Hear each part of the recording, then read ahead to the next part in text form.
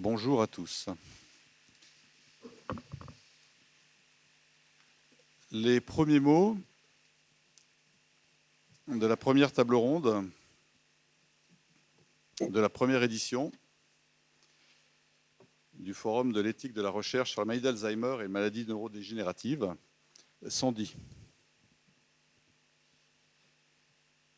Alors, tout ce qui sera rajouté ne pourra pas les changer, quels que soient nos efforts pour faire trace et tenter d'en organiser la mémoire future.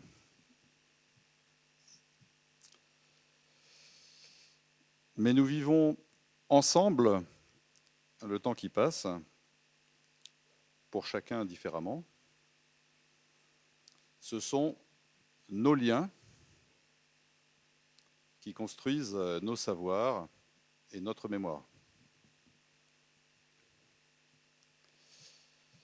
La qualité de nos liens dépend de notre capacité à construire ensemble les conditions d'une authentique réflexion sur nos valeurs, sur ce qui est bien, sur ce qui est vrai, sur ce qui est juste, sur ce qui est digne, et aussi sur ce qui ne l'est pas, dans la vie et donc dans les soins, c'est-à-dire les conditions d'une véritable réflexion éthique. L'ambition de ce forum est de servir à la construction des liens, la construction des accords, la construction des désaccords, par des échanges directs avec chacun autour des interventions.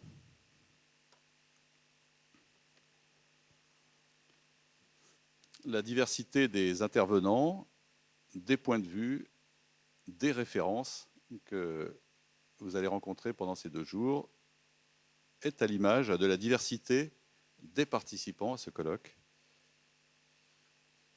et promet des élaborations, des rencontres vraiment originales, créatives et innovantes. Originalité, créativité, innovation, ces qualités ne sont-elles pas celles attendues de la recherche ?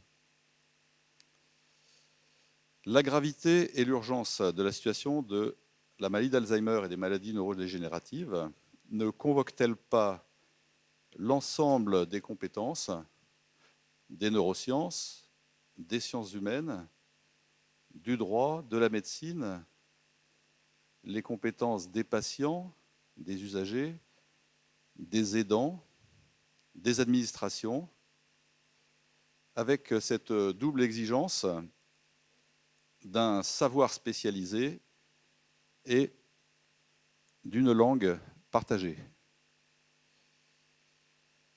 Au-delà, ce qui nous rassemble est-il l'objet construit de nos connaissances ou l'acceptation de nos doutes, de nos incertitudes, de nos ignorances ?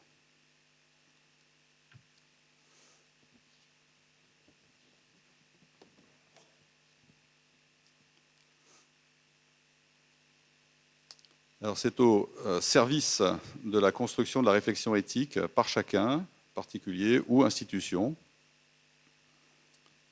Une éthique non proclamée par des sachants, mais une véritable éthique horizontale que sont dédiés les espaces de réflexion éthique dans chaque région depuis 2012.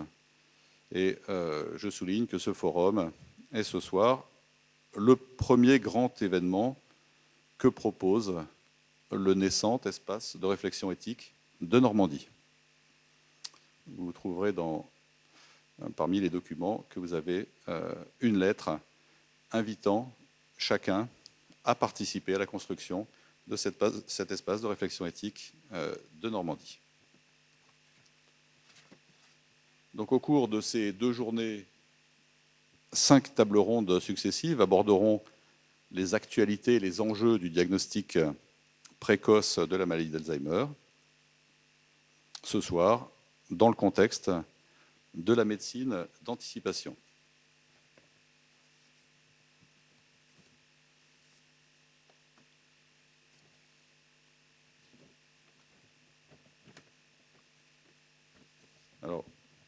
son modérateur, qui est aussi l'initiateur de l'événement, le professeur Emmanuel Hirsch, directeur de l'espace éthique d'Île-de-France, de l'espace national de la réflexion éthique sur la maladie d'Alzheimer et les maladies neurodégénératives.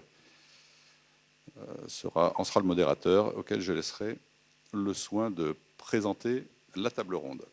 Auparavant, je voudrais remercier particulièrement les partenaires de cet événement, donc les Raymond, d'autre part l'INSERM avec l'unité 1077 dirigée par Francis Eustache sur la mémoire humaine.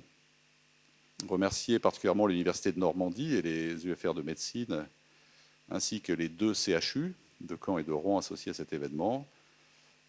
L'Agence régionale de santé, représentée ici par sa directrice, Madame Ricôme, et l'espace de réflexion éthique de Haute-Normandie, notre partenaire, et bientôt nos amis constituant l'espace de réflexion éthique de Normandie.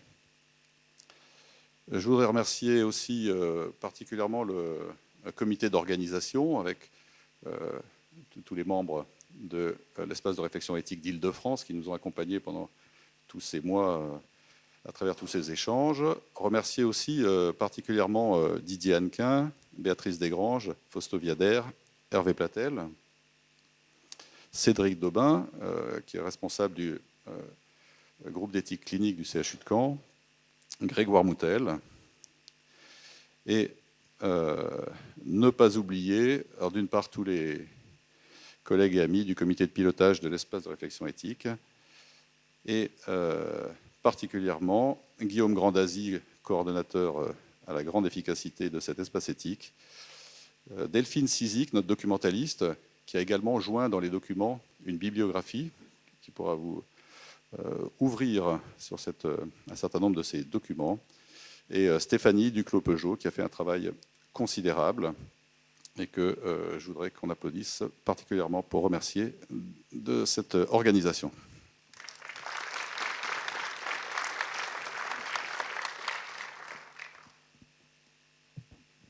Merci Jean-Marc Balette de m'avoir confié la coordination de cette fin de journée, donc du début du colloque.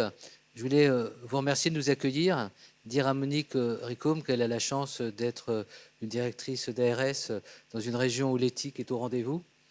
À plusieurs reprises, on a eu la chance de nous rendre ici à l'invitation des équipes à Caen. On est aussi allé à Rouen. Et c'est vrai que c'était assez naturel quand on a eu l'idée au niveau de l'espace national de réflexion éthique sur les MMD, quand on a eu l'idée d'organiser un colloque sur la recherche. On a de suite pensé non pas uniquement à Francis Eustache, mais aussi à Valérie-Lou Eustache. C'est toute une famille très impliquée dans le domaine de la recherche, avec le pôle sciences, j'allais dire, dur, et puis le pôle sciences humaines. Puis pour nous, Caen est aussi une ville de référence par rapport aux neurosciences, par rapport aux sciences humaines en général. Et donc il était assez évident qu'il fallait qu'on lance notre démarche de réflexion ici même. Alors c'est une démarche qui a déjà des précédents, c'est-à-dire on s'inscrit déjà dans une histoire. Ce n'est pas aujourd'hui qu'on va aborder pour la première fois ces questions. On va commencer quand même à les regarder d'une manière un peu inédite. C'est vrai que ce qu'on va aborder dans la table ronde déjà ce soir, cette capacité aujourd'hui d'être prédictif, d'anticiper, ce sont des possibilités qu'on a qu'il n'y avait pas hier au rendez-vous de la recherche. Donc un premier point, il y a à repenser un certain nombre de références, de repères, y compris dans le domaine de l'éthique. Et je pense qu'il faut renouveler, on l'a vu dans l'expérience Alzheimer, un certain nombre de considérations, d'évidence. Il faut repenser. Et c'est une des responsabilités que chacun doit assumer, sachant qu'il y a urgence à agir, puisqu'il ne s'agit pas de théoriser d'une manière abstraite, il s'agit de personnes malades, de proches, de professionnels qui attendent beaucoup aussi de la science, qui souvent donnent le sentiment de piétiner par rapport à ce que les gens attendent, c'est-à-dire des résultats probants en termes de thérapeutique. Donc on est dans un moment où on ne peut pas se satisfaire uniquement de pensée, il faut que ce soit une pensée proactive et qui permette à chacun de mieux se situer dans des moments où les sciences humaines et sociales, on le voit à travers aussi le militantisme associatif, doivent permettre de vivre ces moments un peu difficiles. On est dans l'attente d'eux et dans la nécessité de vivre au quotidien et d'aménager des stratégies, aussi bien au domicile que dans les institutions, Bref, ce que je voulais dire juste dans un mot d'introduction, c'est que notre approche éthique est une approche incarnée, une approche engagée, une approche responsable, elle n'est pas uniquement théoricienne. Et je dirais à Monique Ricom, elle est de plus en plus une approche politique. On est à quelques mois d'échéances importantes au niveau national. On nous a beaucoup parlé à travers la loi de modernisation du système de santé, de notre santé aujourd'hui. Nous, on aimerait qu'on en parle aussi en termes d'humanité, en termes de valeurs sociales. Quand on nous dit qu'il faut refonder la République, je pense que le soin est un élément constitutif de la vie républicaine, de notre démocratie. Et modestement, je trouve que dans un colloque de cette nature, se réunir pour essayer de partager ensemble un certain nombre de valeurs, de préoccupations, mais également de savoir et de possibilités, eh bien, je pense que c'est faire vivre aussi notre démocratie, même si c'est très humble d'avoir cette affirmation. C'est pour ça que je suis heureux de donner la parole de suite à Monique Ricom. On s'est connus quand elle avait d'autres activités de responsabilité à l'assistance publique au Hôpitaux de Paris comme secrétaire générale du groupe hospitalier. Et à tout moment, j'ai vu à quel point son attention pour les questions éthiques du soin, c'est-à-dire les valeurs qu'on porte à travers l'engagement dans le soin, mais également dans l'engagement de la recherche, était au cœur de ses préoccupations. Voilà, je lui donne avec donc plaisir la parole. Merci Emmanuel, merci de ce mot, et merci professeur Ballet de m'avoir proposé de venir participer à cette table ronde. Et je remercie également tous les participants, et ceux peut-être qui viennent de loin, qui ont bravé tous les incidents qui peuvent se dresser sur nos routes en ce moment, et ils sont nombreux. Moi, je repartirai peut-être un peu du thème de votre forum, première édition. Donc, je suis très fière de pouvoir participer à cette première édition du Forum national que vous avez intitulé Éthique de la recherche, maladie d'Alzheimer et maladies neurodégénératives. Donc, je serai, comme Emmanuel m'y invite, peut-être un petit peu politique, voire plutôt administrative, on va dire. Je suis désolée, mais c'est un peu le fond de mon métier, pour rappeler quelques éléments sur une mobilisation nationale sur les maladies neurodégénératives, et notamment le défi qu'il constitue pour notre système de santé et pour la recherche en France comme à l'international. Et donc ces maladies, je parle devant un parterre de professionnels et de spécialistes, donc je suis désolée de le rappeler, mais vous savez qu'en progression de 22% depuis 2010, et plus de 44 millions dans le monde de personnes sont touchées, sont atteintes de ces affections chroniques invalidantes et qui entraînent le mode de vie et le parcours de vie des patients qui en sont atteints. Aujourd'hui, c'est plus de 850 000 personnes en France qui sont touchées par la maladie d'Alzheimer et une maladie ou une maladie apparentée, et plus de 150 000 touchées par la maladie de Parkinson, 85 000 par la sclérose en plaques. Donc on voit bien que ces maladies sont des maladies qui ont un fort impact à la fois sur la qualité de vie des personnes, mais aussi sur les aidants et sur leur entourage.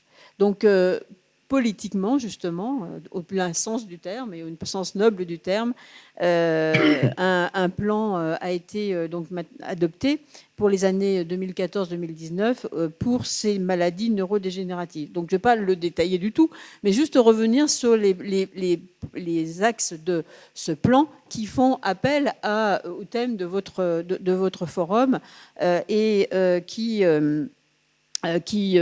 illustre effectivement la nécessité absolue de cette réflexion. Quelques mesures, donc les mesures 10 et 11 du plan qui concernent les centres experts Parkinson, donc les CEP, les CEP, pardon, donc celui du CHU de Caen, celui du CHU de Rouen, et les centres de ressources et de compétences sclérose en plaques, les CRC-CEP, qui ont pour mission, ces centres, d'être peut-être un peu pilote dans un certain nombre de domaines, et notamment pour favoriser le diagnostic précoce, qui est un des points effectivement qui va vous occuper ou qui nous occupe dans la prise en charge pluriprofessionnelle et personnalisée de cette maladie.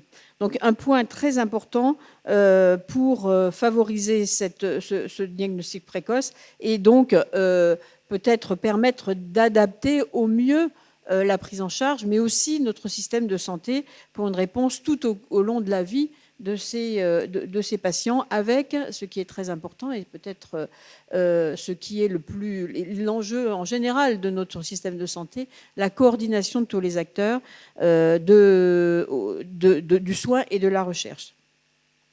Le deuxième point sur lequel je voudrais insister, qui est la mesure 91, qui consiste à intégrer les problématiques de recherche, de soins et d'accompagnement dans ces maladies. Et c'est bien là aussi un thème qui rapproche beaucoup du thème que vous allez avoir à traiter, notamment demain, je crois, sur justement le parcours de vie et le quotidien de ces patients dans leur parcours de la maladie.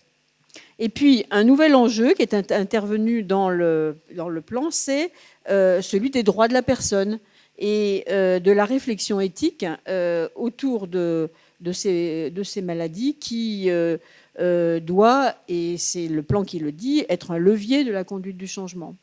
Donc, à ce titre-là, bien sûr, les espaces de réflexion éthique, tant au niveau national, bien sûr, qu'au niveau régional, ont un rôle particulier à jouer. Alors, c'est bien sûr le cas dans notre région. Nous avons effectivement un espace de réflexion éthique à Caen, comme l'a rappelé Emmanuel, et qui est très dynamique, très ancien, qui a une antériorité importante. Un espace de réflexion éthique également du côté de Rouen, du côté de l'ex-Haute-Normandie. Et c'est une force d'en avoir deux. Mais mon objectif, et l'objectif, je pense, c'est de pouvoir mutualiser leurs forces, les rapprocher. Juste un petit point financier, le financement de ces deux centres de réflexion éthique en Normandie a été maintenu en 2016 en totalité, mais évidemment avec un objectif qui est de mutualiser leur action. Donc, c'est maintenu en 2016. Je pense que nous aurons à montrer que nous sommes capables de les rapprocher. Et c'était l'objet donc du courrier qu'a cité le professeur Balette tout à l'heure.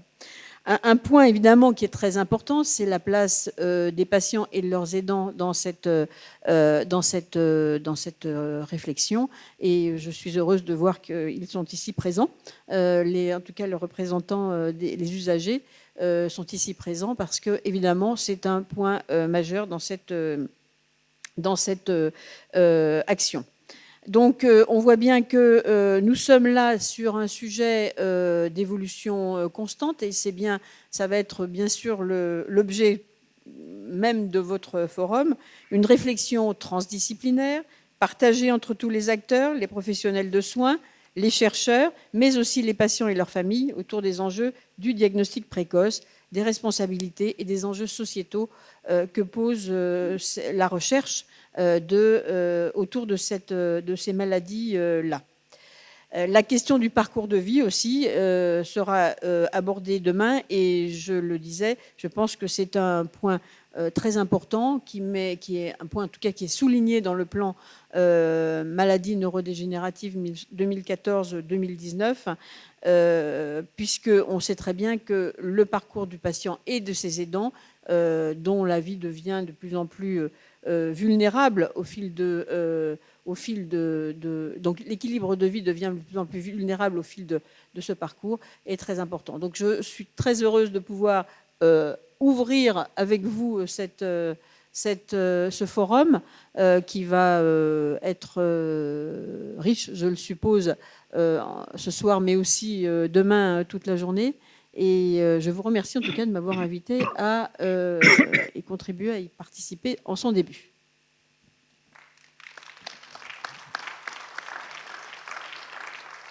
J'ai oublié de faire une petite précision. On n'a pas été servi par l'actualité, notamment en termes de circulation, pour que des personnes qui voulaient venir d'autres régions de France viennent jusqu'à Caen. Donc je pense que le deuxième colloque aura encore plus d'audience, mais on sera là aussi pour relayer tout ce qu'on va tirer comme élément à travers des écrits de cette rencontre. Puis je voulais préciser aussi que l'espace national de réflexion éthique sur la maladie, sur les MMD, a été finalement peu investi dans ce colloque, tant l'équipe de Caen a véritablement monté cette programmation. Donc on a été comme ça avec quelques contacts téléphoniques, et c'est un travail pour lequel on doit vraiment leur rendre tous les hommages, parce que c'était un travail vraiment mené ici à Caen.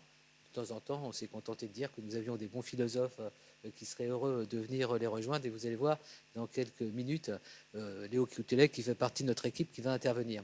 Alors on avait une intervention qui était prévue, celle de Michel Clanet, qui est le président du comité de suivi du plan MMD. On a l'intervention écrite, mais Michel est resté à Toulouse. Non pas qu'il craignait de se déplacer à Caen, mais il avait surtout comme préoccupation d'être présent pour ses engagements. Donc il nous a fait un long texte.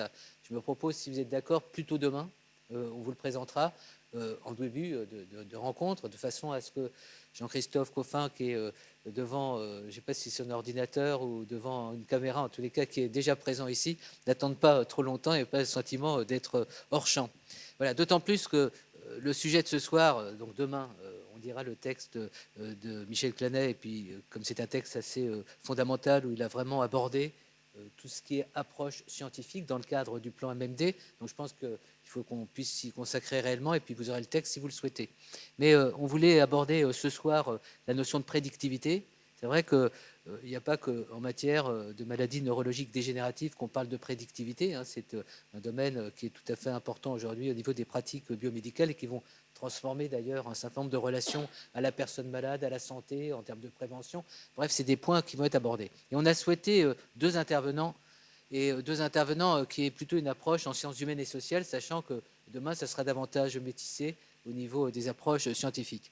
Et je remercie Jean-Christophe Coffin, qui est un de nos historiens de référence au niveau aussi de l'épistémologie, qui aborde toutes ces questions. Et donc je vais de suite lui donner la parole. Il avait un engagement absolu, donc il n'a pas voulu prendre le risque, mais je dois lui dire à Jean-Christophe que nous avons, nous, été heureux de prendre ce risque-là, et que ce risque, finalement, nous a permis d'être agréablement accueillis et se retrouver dans une ambiance très sympathique. Donc ça va te manquer, mais néanmoins, on est devant toi, on va t'écouter dans cette intervention, donc sur l'approche de l'historien par rapport à cette notion de prédictivité qui est peut-être moins récente qu'on aurait pu le penser. Je ne sais pas si tu nous entends, donne la parole. Oui, je vous entends, et je remercie donc les organisateurs pour m'avoir invité. Je suis donc tout à fait désolé de ne pas avoir pris ce risque, mais c'est peut-être parce que je ne crois pas encore complètement aux lois de la prédiction, et donc je ne savais pas de quoi demain serait peut-être fait. Alors, je regrette aussi je vous confirme, au cas où il y aurait quelques doutes là-dessus, que c'est plus agréable de parler devant une salle que de parler à un écran d'ordinateur. Donc, je vais commencer par un petit détour par le passé, puisque après tout, je suis historien, donc c'est essentiellement la période que je connais. Et si je vais commencer par ce passé, c'est parce que j'ai eu la curiosité de taper l'expression, alors peut-être que ça n'était pas celle-là qu'il fallait taper, mais de l'expression médecine prédictive dans la bibliothèque où je me trouve, qui est une bibliothèque d'histoire des sciences et de la médecine. Et le catalogue m'a répondu que l'expression était inconnue. Alors je me suis demandé quelles pouvaient être les raisons de ce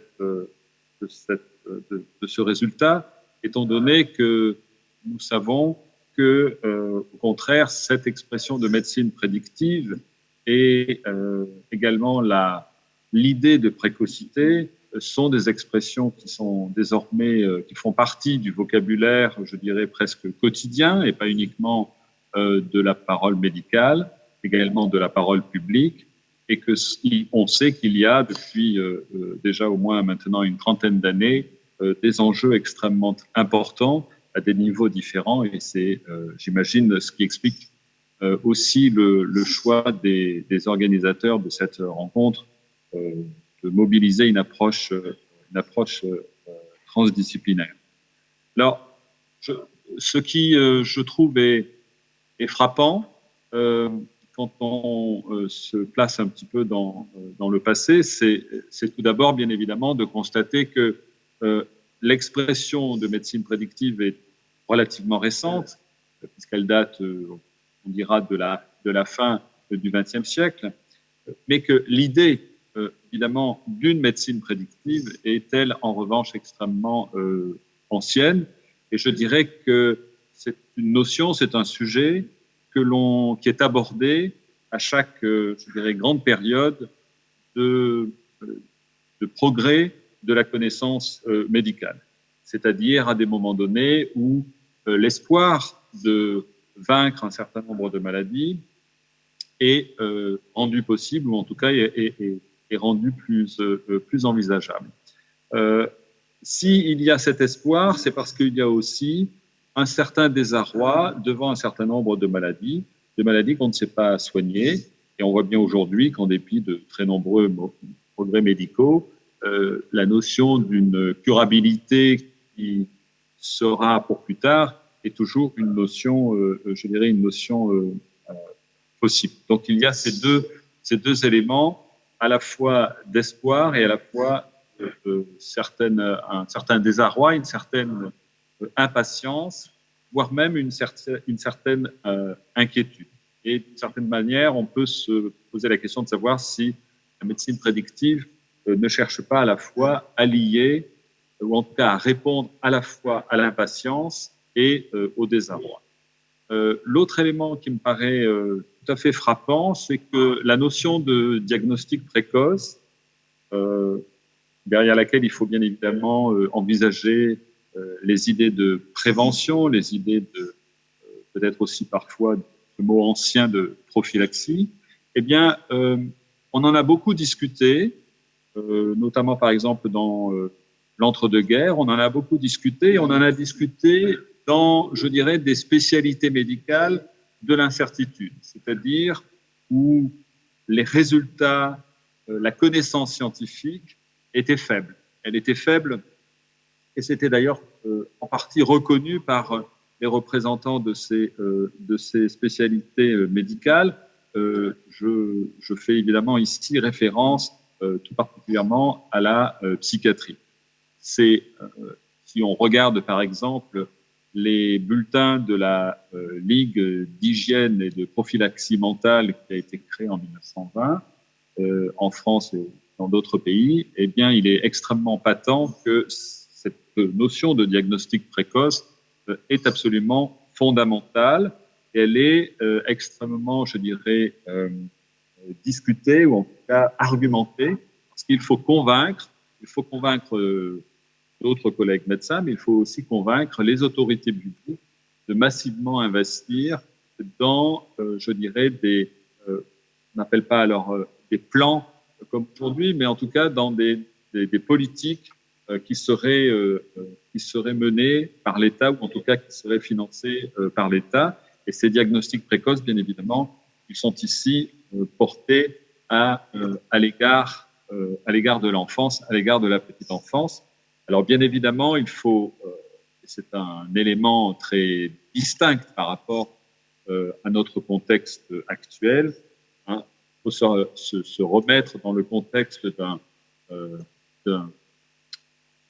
d'une vie qui a été extrêmement agressée par la guerre, et donc il y a toute une idéologie de la protection et du développement, n'est-ce pas, des personnes qui ont survécu, et donc d'une certaine manière de relancer, en tout cas de revitaliser, si je puis dire, la population dans son ensemble. L'autre territoire d'exploration, ou en tout cas de tentative d'application de cette idéologie, je dirais, de la prédiction, c'est la criminologie, hein, c'est la médecine des criminels, hein, le diagnostic de prédiction du jeune délinquant est important parce que ça doit permettre de dire si ce sera un adulte extrêmement dangereux ou au contraire si on peut espérer pouvoir le sauver. Je n'ai pas recensé l'ensemble des grandes enquêtes qui ont été menées sur un diagnostic qui est aussi un pronostic, mais en tout cas depuis les années 30, aussi bien en France que dans d'autres pays, et évidemment, je pense ici aussi aux États-Unis, eh bien, sont, je dirais, scandés par ce type d'enquête, avec des gens tout à fait, je dirais, qui empruntent, c'est un élément important pour faire le lien avec aujourd'hui, qui empruntent les aspects les plus, je dirais, les plus modernes, les plus sophistiqués, des techniques qui leur sont proposées au regard de ce qui existe dans leur époque. Alors, ce détour par le passé, je le fais, mais il faut, je crois, le prendre avec précaution. Je ne le fais pas pour le superposer tout simplement à notre temps contemporain, mais pour montrer qu'il y a des effets peut-être un peu paradoxaux. C'est-à-dire que ces diagnostics précoces qui ont été faits ont sans doute donné des informations qui ont servi pour les générations suivantes, mais il y a également eu, je dirais, beaucoup d'erreurs, beaucoup de pronostics qui se sont révélés inappropriés. Alors, bien évidemment, quand on sait la fin d'une histoire, c'est toujours facile d'aller dire comment elle a été écrite. Donc, il n'y a pas ici de de jugement de mon point de vue. Mais ce que je veux dire par là, c'est que, d'une certaine manière, cette médecine prédictive, cette idéologie du diagnostic précoce, elle s'est à la fois conjuguée avec, je dirais, une tonalité de la certitude qui était sans doute un choix assez exagéré. Je trouve particulièrement frappant qu'il y a une proximité chronologique, que c'est à la fois au moment où s'est développée la notion de pessimisme thérapeutique, que c'est également développée la notion de diagnostic précoce. Et je crois que ça n'est pas si surprenant ou si paradoxal que cela, parce que, comme je le disais au début, je crois qu'il y a un lien, en tout cas il y a un jeu d'aller-retour, une articulation à comprendre entre impatience, espoir et un certain désarroi devant des comportements ou aujourd'hui devant des maladies qui finalement que l'on ne parvient pas totalement à maîtriser. Et je dirais que cette ambivalence, j'essaye très rapidement d'esquisser, je crois qu'elle se retrouve dans une certaine mesure dans le contexte qui est le nôtre. Je suis frappé de ce que dans les textes qui nous sont donnés depuis, je dirais, je prendrai évidemment comme référence, comme point de départ, peut-être plus symbolique que réel, le livre de Jacques Ruffier sur l'essence de la médecine prédictive, 1993 ou 94, je crois. Eh bien, à la fois deux grandes directions. Une médecine prédictive, je dirais, positive, et une médecine prédictive inquiétante. Et on voit bien que les différents acteurs qui interviennent sur cette notion, eh bien, je dirais, se trouvent soit dans un sens, soit dans un autre. Parfois, d'ailleurs, ils tentent certaines articulations. Alors, médecine positive, en quoi c'est positif? Eh bien, c'est positif parce que c'est d'abord, c'est une médecine qui est moderne. Hein, c'est le langage nouveau de la médecine d'aujourd'hui. Donc, effectivement, il y a un élément, en tout cas un effet progrès qui agit sur les sciences, sur l'esprit des médecins, pour des raisons bien naturelles, mais aussi sans doute sur l'esprit des contemporains, sur l'esprit du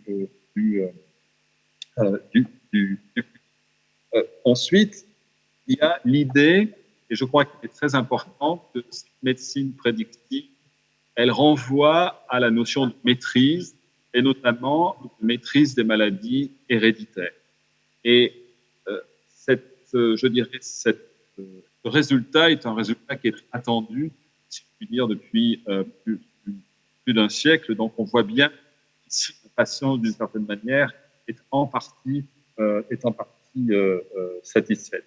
Instrument aussi de rationalité, hein, et dans une idéologie de l'individu qui se prend en charge et qui va cette prise en charge va être d'autant plus facilitée que le médecin va devenir une sorte d'outil à cette prise en charge. Ça, c'est les aspects, je dirais, qui sont présentés, ou en tout cas qui peuvent être considérés comme positifs, hein, avec l'idée aussi toute une philosophie de la conquête, hein, la maîtrise, aussi une conquête, et puis une tonalité, je trouve ça c'est très frappant pour une extérieure, une tonalité de l'inexorable. C'était une étape, nous vous l'avions annoncé, elle est enfin arrivée, et maintenant nous sommes dans le stade, hein, une sorte de développement, stade de la médecine, et aujourd'hui nous sommes donc dans ce stade de la médecine prédictive. Et puis il y a un autre aspect, qui est porté d'ailleurs par parfois aussi des médecins. Ce n'est pas, je dirais, une langue médicale, une profession médicale ou des sciences expérimentales contre une opinion publique ou contre des sciences humaines et sociales. Je pense que les acteurs sont répartis de manière assez mélangée. Et donc, une médecine prédictive qui nous est présentée très souvent peut être un élément qui, si elle n'était pas encadrée extrêmement, avec beaucoup de précision, beaucoup de règlements, eh bien, pourrait être une médecine du mal. C'est un thème, par exemple, pour la préparation de cette intervention, un titre que j'ai trouvé à plusieurs reprises dans la presse, effectivement pas dans des revues médicales, mais dans la presse. De quoi a-t-on peur? Eh bien, on a peur de choses qui finalement ont existé par le passé, dont on fait un lien. Je n'est pas sûr que ce lien soit tout à fait légitime, mais en tout cas, c'est la manière dont on se présente. Et on considère que parce que cette médecine prédictive est effectivement une médecine aussi très technique, eh bien, elle ne peut être qu'efficace. On s'interroge assez peu, d'ailleurs, je trouve, sur la possible inefficacité, ou en tout cas une efficacité moindre que celle qui est annoncée. Et donc, dans ces éléments qui font peur, il y a la notion de sélection, hein, une sorte de sélection biologique qui viendrait s'ajouter à une sélection sociale. Bien évidemment, la question de l'inégalité, là aussi, inégalité sociale versus inégalité devant la vie, devant un corps qui n'aurait pas la chance d'être en aussi bonne santé que celui du voisin, et on saurait effectivement à l'avance qu'il n'est pas et qu'il ne va pas être en bonne santé. Et donc, la crainte est que des éléments de discrimination, des éléments de marginalisation des individus soient.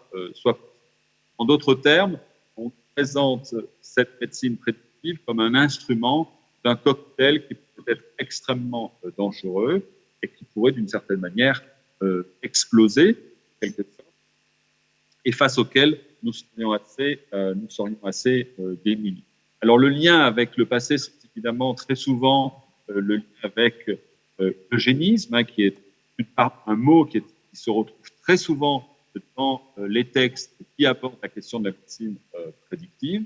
Alors, quand on parle d'eugénisme, je crois qu'il faut faire une différence. Personnellement, je ne renverrai pas à l'eugénisme tel que les nazis l'ont appliqué, parce que je crois que c'est une erreur historique que de faire ce lien. C'est, je crois, aussi assez insultant semble-t-il, pour les professionnels qui aujourd'hui ont à cœur de construire cette médecine prédictive. Mais en revanche, je pense qu'on peut se poser la question je peux en tout cas comprendre qu'un certain nombre d'acteurs posent la question de savoir s'il n'y a pas un lien avec un eugénisme qui s'est pratiqué dans les pays démocratiques. Alors, je crois que si personnellement je reste extrêmement prudent à faire ce lien avec le passé, ce n'est pas parce que je crois que nous sommes dans un monde absolument merveilleux, mais c'est tout simplement parce que je crois qu'il y a des éléments techniques qui n'existaient pas il y a 80 ou 50 ans, et que ces éléments techniques sont très souvent présentés comme parce que c'est techniquement possible, nous pouvons donc nous allons le réaliser. Mais c'est aussi parce que c'est techniquement possible que ça peut rendre aussi les questions et les enjeux plus lourds de sens, parce que le discours de la certitude et de l'affirmation, je dirais, est reconstitué, et que d'une certaine manière, il est donc très difficile, me semble-t-il, d'y résister. Or, pourtant, il y a quand même, et je finirai par là, il y a quand même un certain nombre d'éléments qui me paraissent tout à fait importants. Cette médecine prédictive, d'abord, elle renvoie à une conception de l'homme qui nous est rarement, je dirais, définie par les partisans de ce type de médecine, d'une part, et d'autre part, elle renvoie aussi à des questions qui sont évidemment très anciennes, qui s'appellent le déterminisme et le libre arbitre, et que ces questions ne peuvent naturellement pas être closes. Elles ne le sont évidemment pas pour des philosophes, mais je crois qu'elles ne peuvent pas l'être non plus pour, je dirais, la communauté à laquelle nous appartenons, l'opinion publique, et que ces questions, bien évidemment, sont, je dirais, relancées par la question de la médecine prédictive. Et je crois que c'est aussi pour ça qu'il y a des débats. Je crois qu'il ne faut pas voir les débats comme des éléments d'hostilité à ce type de médecine, mais tout simplement comme la trace, ou en tout cas l'illustration des interrogations nouvelles que ce type de médecine ne manque pas de poser. Voilà, je crois que j'ai presque trop long, excusez-moi. C'était parfait. Je ne sais pas si tu entends les applaudissements, tu les entends ou pas? Il y a un retour Oui, je les entends, oui. D'accord. Donc on peut déjà remercier les technologies de la communication. Je te garantis, tu passais davantage quasiment que si tu avais été présent. Donc sur un grand écran, avec cette bibliothèque impressionnante, on aurait envie de prendre des livres comme ça au passage. En tous les cas, merci de cette approche qui, je pense, introduit bien le colloque, à la fois d'avoir abordé la question de l'anticipation, la question de la maîtrise, toutes les responsabilités que ça suscite, les avantages en termes un peu de fantasme, de maîtrise aussi sur les populations, sur les comportements. Et là, on est quand même à un moment, et c'est ce qui va être abordé, j'imagine, surtout demain, où on dispose d'instruments, notamment à travers des marqueurs, enfin tout que la science a pu développer, qui permettent d'être peut-être plus prédictifs qu'on ne le fut dans le passé, selon des approches qui étaient peut-être moins scientifiquement élaborées. C'est toutes les questions qu'on peut se poser. C'est la question que je me permettrai de poser, et j'espère qu'il y a des micros, parce qu'on pourra peut-être, si tu as un retour, passer quand même quelques minutes à échanger avec toi. Voilà.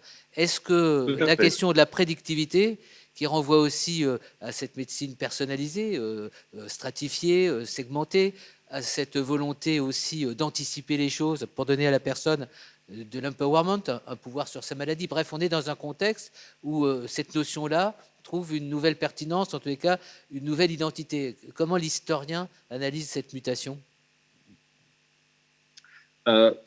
D'abord, l'historien, quand on lui parle de transformation ou de mutation, il s'emploie très vite à, je dirais, modérer ce type de grille de lecture, ce type de notion. Et je vais partir avec toi du principe que nous sommes face à une certaine mutation, en sachant néanmoins que l'idée de mutation, elle a déjà été vécue par les générations antérieures. C'est-à-dire que ce n'est pas parce qu'aujourd'hui nous sommes convaincus que la médecine prédictive est rendue possible grâce à la technique. Mais dans les années 50 ou dans les années 60, la technique est on dira, plus rudimentaire qu'aujourd'hui. Et pourtant, on a aussi l'idée que la prédiction est va devenir tout à fait possible. Alors, si je fais un peu des retours vers le passé pour parler des mutations contemporaines, j'ai dit tout à l'heure que c'était parce que j'étais historien, mais je dois dire que je copie un petit peu un médecin américain à qui on demandait, donc j'ai oublié le nom, je m'en excuse, un médecin américain auquel on demandait, il y a une quarantaine d'années, qu'est-ce que serait la médecine de l'an 2000 et donc, d'une certaine manière, notre médecine. Et il la voyait effectivement beaucoup plus technicisée que celle de son temps. Il la voyait aussi plus précise. C'est pourquoi j'ai parlé tout à l'heure de certitude, c'est-à-dire que nous sommes aussi entrés dans une certaine ère de la certitude, mais je crois que ça ne peut absolument pas prouver, ou en tout cas, on ne doit pas considérer que pour autant l'incertitude va disparaître. Je crois qu'elle va rester là. Et ce médecin imaginait aussi qu'il y aurait moins de médecins et que donc, mais que ça ne serait pas très important parce que les actes seraient d'une certaine façon un peu robotisés. Un certain nombre d'actes médicaux seraient robotisés, et puis aussi parce que le patient, eh bien, ferait une partie du travail en quelque sorte. Et donc, il n'aurait pas besoin d'aller aussi fréquemment dans un hôpital ou chez un médecin généraliste pour, je dirais, avancer dans sa vie et dans sa santé cadrée. D'une certaine manière, c'est intéressant de voir que c'est un débat que nous avons, de savoir si une médecine technique est une médecine qui écarte la relation humaine, ou au contraire, est-ce que cette médecine technique qui s'incarne à travers la médecine prédictive va être une médecine de la singularité des individus?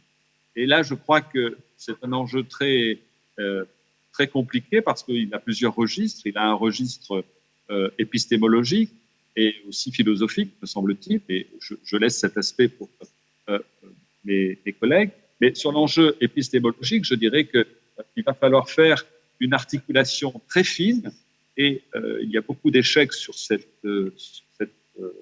orientation, entre concilier un certain déterminisme et une médecine, je dirais, une connaissance du corps dans sa répétition, et puis aussi intervenir dans une médecine je dirais, de la singularité. Et je crois que ce sont des enjeux très compliqués parce que la médecine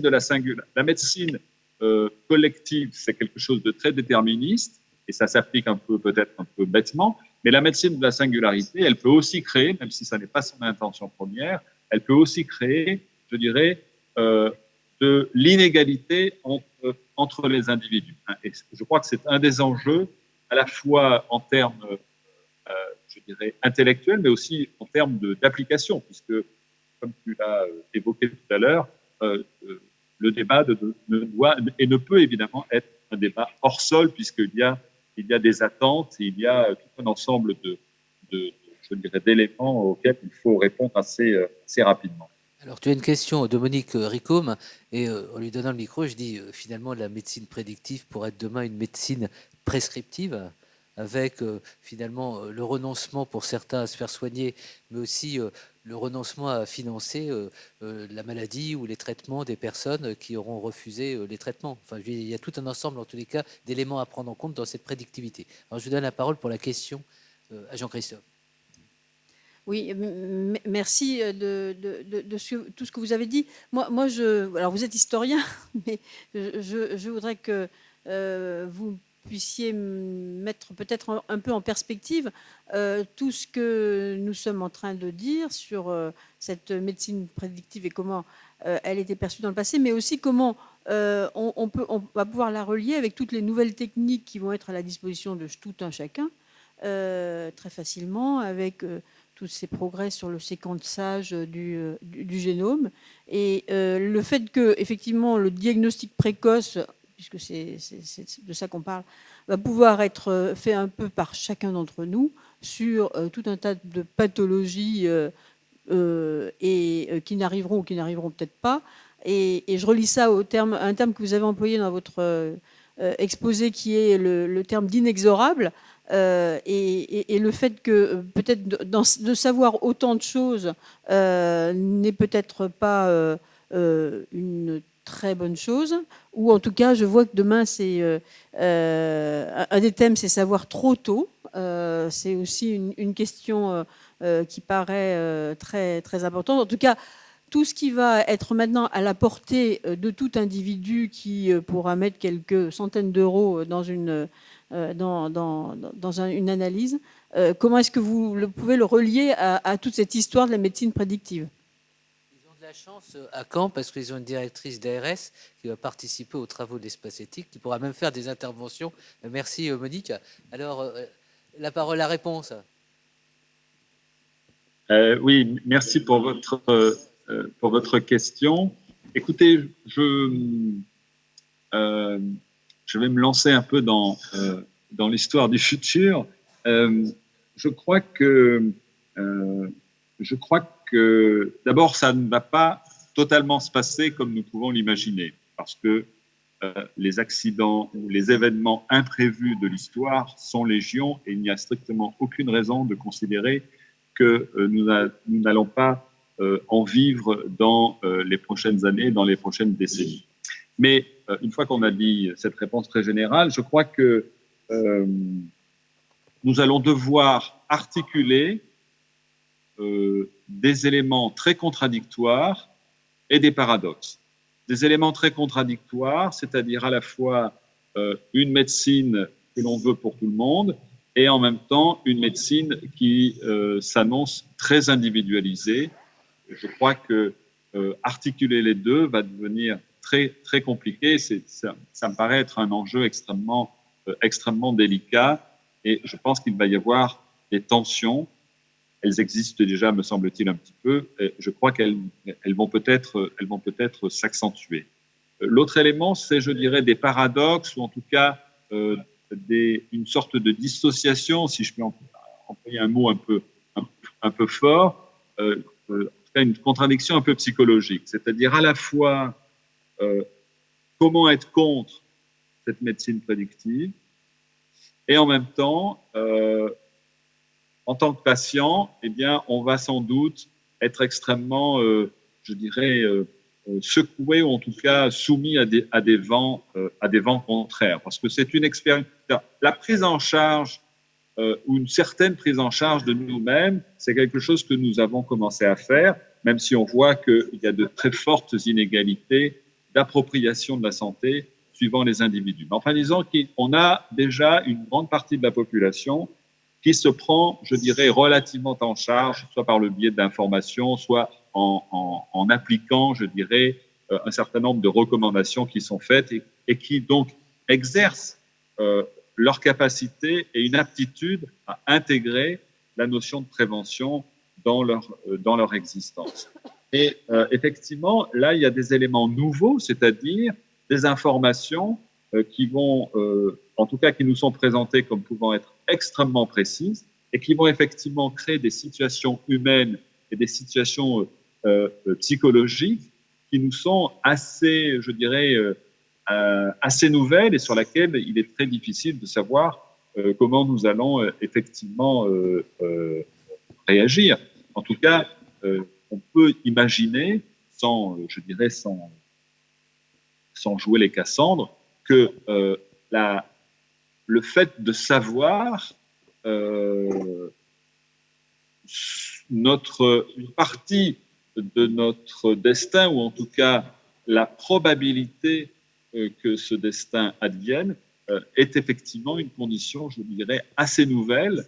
Ça a un côté encore peut-être un peu science-fiction, est une condition assez nouvelle de l'individu, et ça me paraît assez difficile d'imaginer très précisément comment il va réagir, mais je crois qu'il va être soumis à des vents contraires.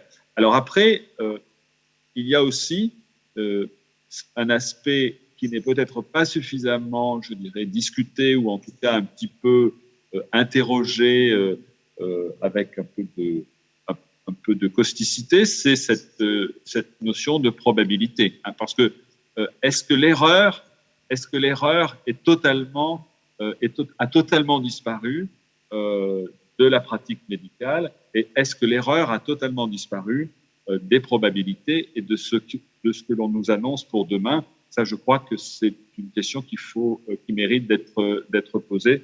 Vous aurez compris que j'ai sur ce point une réponse assez modérée, c'est timoré. Je voulais faire juste une remarque par rapport à la salle. Vous avez compris que nous avons intitulé cette rencontre « Forum ».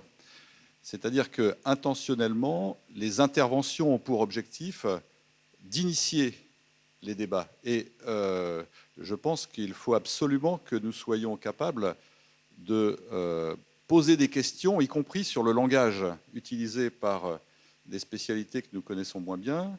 Il y a 2 micros qui circulent.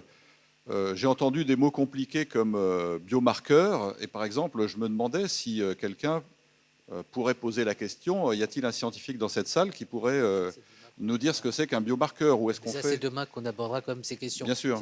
C'était un exemple pour dire que je pense qu'un certain nombre de termes sont assez spécifiques ou très connotés par le contexte des connaissances de chacune des spécialités, et qu'il faut certainement, et je pense en particulier aux aidants, je pense à différents métiers qui sont engagés, qui doivent véritablement prendre le micro pour pouvoir demander des élucidations par rapport à ça. Et juste un dernier point, c'est le fait que chacun des intervenants sera invité à donner son autorisation par rapport à la captation vidéo, mais c'est une information globale que ces échanges sont enregistrés, qu'ils seront bientôt disponibles sur le site de l'Espace éthique de Normandie, et que donc ceux qui prennent la parole, parmi le public comme parmi les intervenants, acceptent de façon implicite que leur intervention soit retransmise, sauf mention contraire.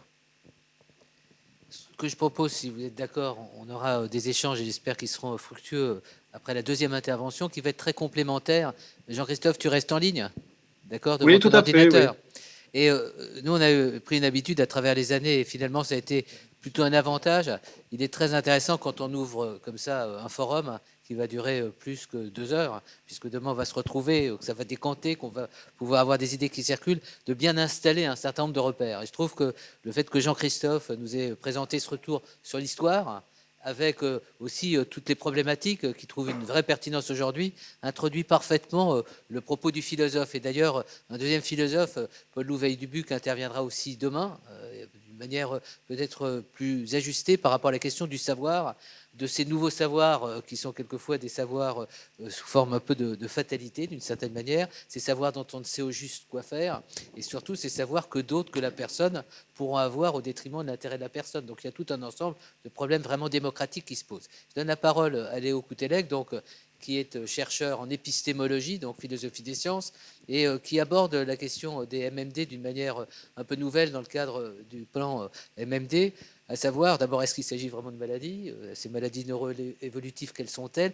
Qu'est-ce que c'est des maladies dont on ne guérit pas, mais dont on peut vivre? Voilà, toutes ces questions sont des questions qu'on aborde, et vous pourrez suivre aussi sur le site de l'Espace éthique MMD un certain nombre de débats qu'on a développés dans ce domaine. Je lui donne la parole pour introduire, du point de vue de l'épistémologie, cette question de la prédictivité.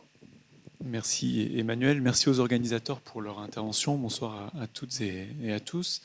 Alors effectivement, au regard du programme de ces 2 journées, un jour et demi, je me suis dit en préparant l'intervention qu'il serait plus à propos pour moi de ne pas parler directement de diagnostic précoce, mais plutôt du deuxième terme de cette table ronde qui est médecine d'anticipation, et plus précisément d'essayer de m'intéresser véritablement, de prendre cette question de l'anticipation de face. Parce que finalement, on en parle beaucoup, mais il faut essayer de la décrire assez précisément avec cette question qui va un peu structurer mon propos. Quelle est l'idée de l'anticipation que l'on associe à la question des diagnostics précoces, finalement?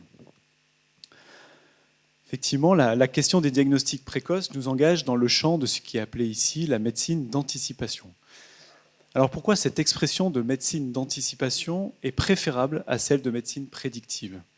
Je crois que ça n'a pas été un choix qui a été fait de façon arbitraire, d'appeler cette table ronde médecine d'anticipation et non pas médecine prédictive.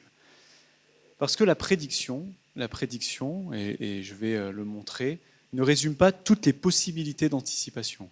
Elle n'en est qu'une figure parmi d'autres. Ainsi, parler de médecine d'anticipation, c'est laisser ouverte la possibilité d'appliquer à la médecine des conceptions de l'anticipation plurielles. Selon moi, et c'est le travail aussi que l'on fait au sein de l'espace éthique, l'enjeu éthique dans un tel contexte où la médecine s'implique de plus en plus dans la mise en place de diagnostics précoces, se situe précisément sur cette question des conceptions de l'anticipation. Ce qui semble, de facto, impliquer la construction d'une éthique de l'anticipation, et c'est ce que je voudrais un peu développer ici.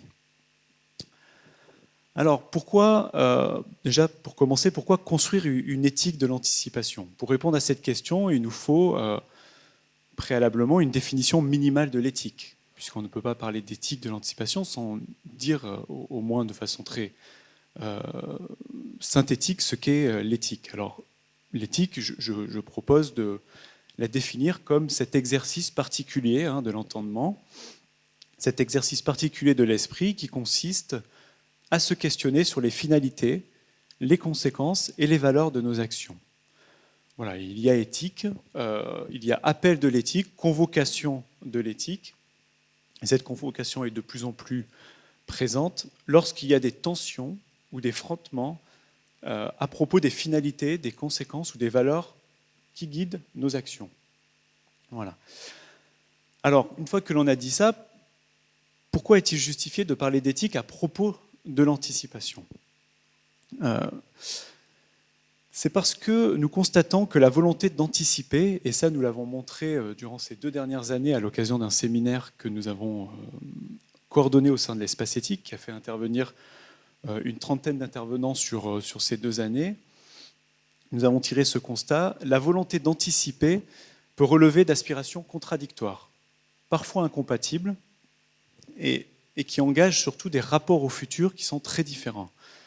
Ainsi, il y a une nécessité d'un questionnement éthique à son propos, puisqu'il y a bien ici conflit de finalité sur quelle est la fin, finalement, pourquoi veut-on anticiper. Donc il y a bien, dans nos démarches d'anticipation, des enjeux de finalité à discuter, donc des enjeux éthiques. Ensuite, ces différentes conceptions de l'anticipation sont étroitement liées à un certain rapport au futur, comme je l'ai dit, et ce rapport au futur implique un certain rapport à l'action, bien évidemment, et c'est en cela qui nous engage sur le terrain des valeurs et des conséquences. Donc, il y a bien à propos de l'anticipation matière, en tout cas peut-être même nécessité, à réfléchir du point de vue de l'éthique, donc du point de vue de cet exercice de questionnement sur les finalités, les conséquences et les valeurs de nos actions, ici de nos actions d'anticipation. Voilà. Donc ça c'est un petit préambule auquel je rajoute 2 précautions méthodologiques qui me sont chères en tant qu'épistémologue, mais qui sont nécessaires lorsque l'on essaye de développer une pensée. Ce que l'on cherche à faire ici, ce que j'essaye de démontrer, ce n'est pas de défendre une conception de l'anticipation particulière contre une autre, comme ça peut être fait, où on est critique ou pas de la médecine prédictive, par exemple. L'enjeu, pour moi, est plutôt de faire vivre une pensée du pluralisme dans le domaine de l'anticipation. Ainsi, il s'agit plutôt d'identifier toutes les potentialités, les présupposés, les contradictions, voire les incompatibilités des différentes conceptions de l'anticipation que l'on peut identifier et qui sont en jeu, et je vais les décrire.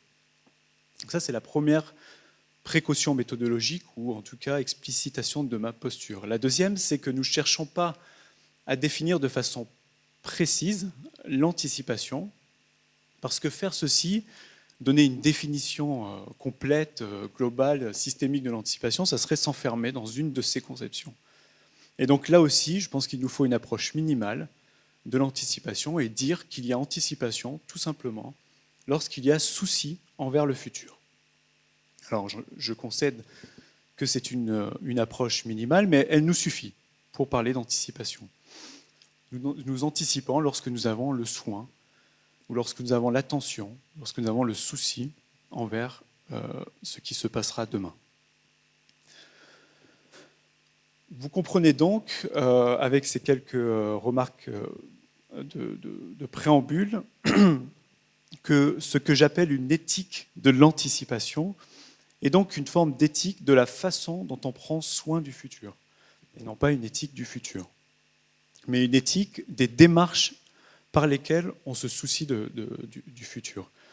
À ce propos, j'en profite pour faire un peu de publicité pour la Revue française d'éthique appliquée, dont le 2e numéro a pour dossier précisément cette question des figures d'anticipation, avec pour sous-titre « Comment prendre soin du futur ». Donc, avec des articles vraiment très intéressants de plusieurs disciplines réunies. Alors, plus concrètement, lorsqu'il s'agit de discuter des enjeux éthiques associés au diagnostic précoce de la maladie d'Alzheimer, comme c'est le cas à l'occasion de ce forum, nous devons nous intéresser à l'idée d'anticipation qui se cache derrière. À cet égard, comme je l'ai dit, nous avons identifié à l'occasion de notre séminaire plusieurs conceptions d'anticipation, et précisément 3 conceptions, que je vais très brièvement décrire, parce que je n'ai pas non plus toute la soirée pour présenter globalement ce travail, mais je vais donner quelques points de repère sur ces 3 conceptions d'anticipation qui, je crois, sont en concurrence, ou en tout cas cohabitent actuellement dans nos débats. Je les nomme, c'est ce que l'on a appelé l'anticipation prédictive, ça on en a parlé, l'anticipation adaptative et enfin l'anticipation projective. Alors nous voyons donc déjà que l'on complexifie un peu le tableau et que l'anticipation sera finalement une forme de variation entre le probable, prédictif, le possible, l'adaptatif, et l'imaginable, le projectif. Donc une variation entre le possible, le probable et l'imaginable. Et donc je vais maintenant dire un mot sur chacune de ces conceptions pour montrer un peu ce qui se joue de fondamentalement éthique sur cette question de l'anticipation.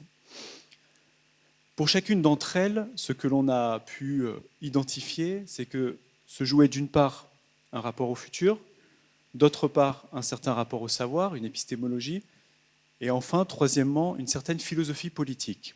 Derrière chaque conception d'anticipation se cache un rapport au futur, une épistémologie, une philosophie politique.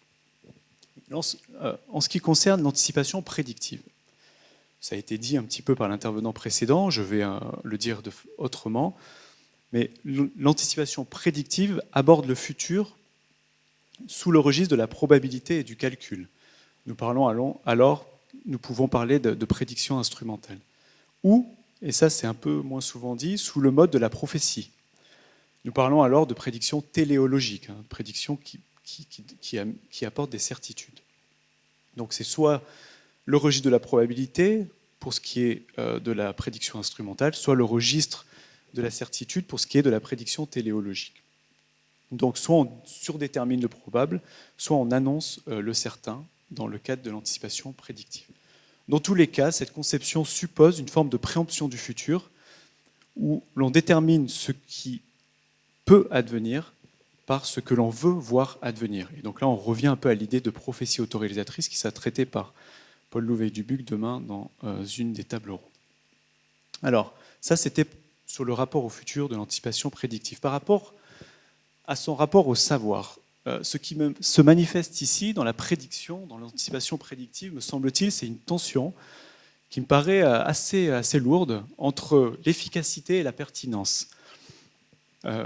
L'efficacité des dispositifs prédictifs, principalement grâce à la puissance computationnelle, que l'on connaît bien maintenant, qui permet d'agréger une quantité, une diversité de données toujours plus grande. On parle ici de l'ère des big data.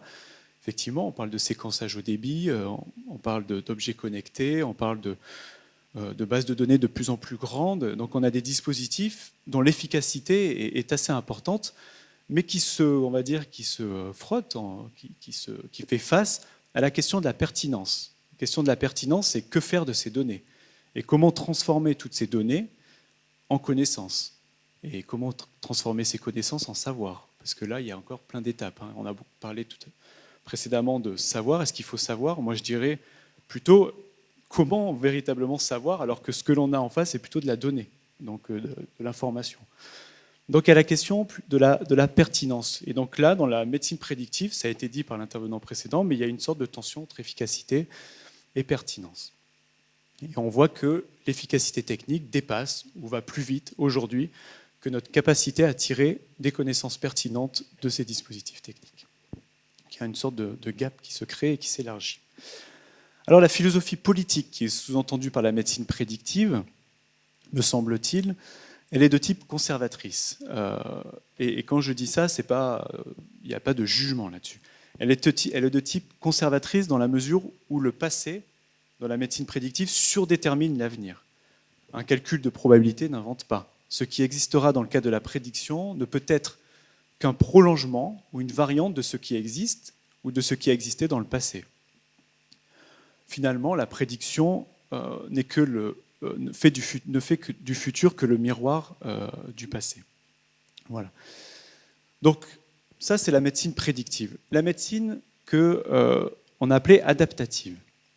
Alors, la médecine adaptative, elle cherche plutôt à créer les conditions d'un futur qui soit toujours ouvert. L'imprévisibilité de ce qui peut advenir donc, est ici érigée, dans ce cadre-là, en principe d'action pour le présent. Autrement dit, l'indétermination du futur implique une anticipation qui va maximiser le potentiel évolutif et adaptatif des individus, des sociétés et des institutions. Alors, voilà, c'est en quelque sorte anticiper de façon à maximiser vos capacités d'apprentissage face à l'imprévisible. Le rapport au savoir qui est sous-entendu par cette anticipation adaptative implique de remettre au cœur du processus de connaissance les non-savoirs et les incertitudes qui ne sont plus considérés comme des bruits, qui ne seraient plus considérés comme les déchets de la connaissance, mais qui seraient plutôt au cœur du dispositif de production des connaissances, donc ni ignorés, ni réduits à un calcul de risque, mais ayant une valeur heuristique de premier ordre. Et donc ce que l'on aurait à partager plutôt dans le cadre de ce type d'anticipation, c'est que ce que l'on ne sait pas sur l'avenir plutôt que ce que l'on croit savoir. Les savoirs d'anticipation relevant de cette conception, pour le dire autrement, ne cherchent pas à connaître ou à dire avant, donc à prédire le futur, mais plutôt à connaître ou à dire avec le futur. Donc en quelque sorte, font du futur un mode de pensée dans le présent, et donc prennent au sérieux son caractère intrinsèquement imprévisible. Alors, la philosophie politique qui est sous-entendue par ce type d'anticipation adaptative, je ne vais pas m'étendre là-dessus, mais elle est proche des idées philosophiques et politiques de la pensée rhizomatique de Gilles Deleuze, par exemple, et de Félix Guattari, que vous retrouvez dans Mille Plateaux, ou d'un philosophe comme Édouard Glissant, qui est également un poète. Donc cette philosophie du rhizome, cette philosophie de la déhiérarchisation, qui n'est pas tout à fait une philosophie du réseau, parce que le réseau est encore trop systémique, alors que le rhizome est désorganisé. Et on cherche plutôt que la cohérence, on est plutôt dans la cohérence, en deux mots, c'est-à-dire essayer de mettre en commun nos errances pour essayer de trouver un chemin qui soit le plus vivable et viable possible. Alors ça, c'est l'anticipation adaptative. Et puis un troisième type d'anticipation que l'on appelle projective, alors qui cherche celle-ci une rupture dans la chronologie. C'est-à-dire que l'anticipation projective, elle fait du futur une projection, donc désirable, souhaitable, mais qui est radicalement nouvelle par rapport au poids du passé et aux déterminations du présent. C'est le registre, si vous voulez, de la fiction, c'est le registre de l'utopie, qui est ici érigé en méthode. C'est-à-dire que c'est vraiment la méthode des utopies, la méthode des scénarios, pour imaginer l'inimaginable, pour penser l'impensable, pour débattre de l'impossible. Et donc on a besoin aussi de cette anticipation-là, pour l'invention conceptuelle, pour ouvrir des chemins qui n'auraient jamais pu être ouverts si on était trop pris dans le poids du passé et les déterminations du présent. Et donc ça, c'est un type d'anticipation qui est très importante et qui a notamment été mis en avant par un philosophe allemand Ernst Bloch, qui, dans un livre magnifique qui s'appelle « Le principe espérance », parlait, lui, de la capacité d'anticiper comme la capacité à créer collectivement des images de souhait. Voilà, qu'est-ce que l'on souhaite? Et ici, on va sortir de la salle, tous les madame et monsieur concrets qui vont nous dire « c'est pas possible ». Non, qu'est-ce que l'on souhaite? Et essayons collectivement déjà de se mettre d'accord là-dessus, et ensuite de revenir dans le présent et de faire un lien pour voir s'il y a des chemins possibles pour arriver à cette image de souhait. Alors voilà, bon, c'est à gros traits, mais globalement, vous voyez que déjà, quand on parle d'anticipation, il n'y a pas qu'une façon de penser l'anticipation, il y en a au moins 3, et vous voyez que c'est des registres qui sont relativement différents. Alors, lorsque l'on est dans le cas des diagnostics précoces, puisque c'était ma question initiale, dans quel, on va dire, type d'anticipation nous nous situons? Alors, je pense que vous anticipez ma réponse, mais elle ne va pas être celle que vous croyez. Le plus intuitif serait de classer les démarches actuelles dans le cadre de l'anticipation prédictive, évidemment. C'est en partie vrai. C'est en partie vrai, mais ce n'est pas seulement vrai.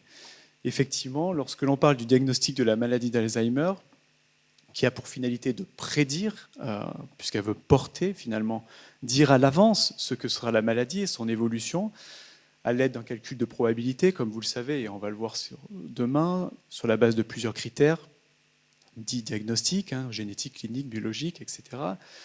Tous ces critères, effectivement, sont des critères du passé que l'on mobilise pour penser le futur. Donc, on aurait toutes les raisons de croire que finalement, nos démarches de diagnostic précoce dans le cadre de la maladie d'Alzheimer ou des maladies neurodégénératives plus globalement relèvent du registre de l'anticipation prédictive. Mais, parce qu'il y a un mais, je crois que ce n'est pas tout à fait juste. Lorsque l'on discute avec les scientifiques, lorsque l'on discute avec les cliniciens, on voit que les aspirations sont beaucoup plus larges et qu'on a des choses à créer qui ne sont pas simplement du registre de la prédiction, mais peut-être aussi de l'adaptation et de la projection. L'anticipation de la maladie d'Alzheimer, dans le cadre des diagnostics précoces, peut, je dis bien peut, c'est une possibilité, ne pas se restreindre à cette conception prédictive de l'anticipation. Elle peut aussi être adaptative selon l'usage que l'on fera des résultats du diagnostic précisément de probabilité ou du diagnostic de certitude, si on est dans le cas de la maladie d'Huntington, mais c'est assez particulier. Si le résultat du diagnostic relevant d'une anticipation prédictive ne détermine pas la façon dont on pourra en faire usage, autrement dit, ne détermine pas complètement l'interprétation que l'on peut en faire, alors le diagnostic peut aussi être un outil d'adaptation, et pas simplement de la détermination. Nous avons donc ici une tension éthique importante. Donc je prends le cas de la maladie d'Alzheimer, mais être diagnostiqué Alzheimer, c'est une chose, mais déterminer toute son existence par rapport à ce diagnostic en est une autre. Et c'est cette différence qui est très importante à expliciter, même défendre peut-être. Le diagnostic et son annonce, c'est une question, peuvent-ils laisser ouvert une pluralité de voies d'existence?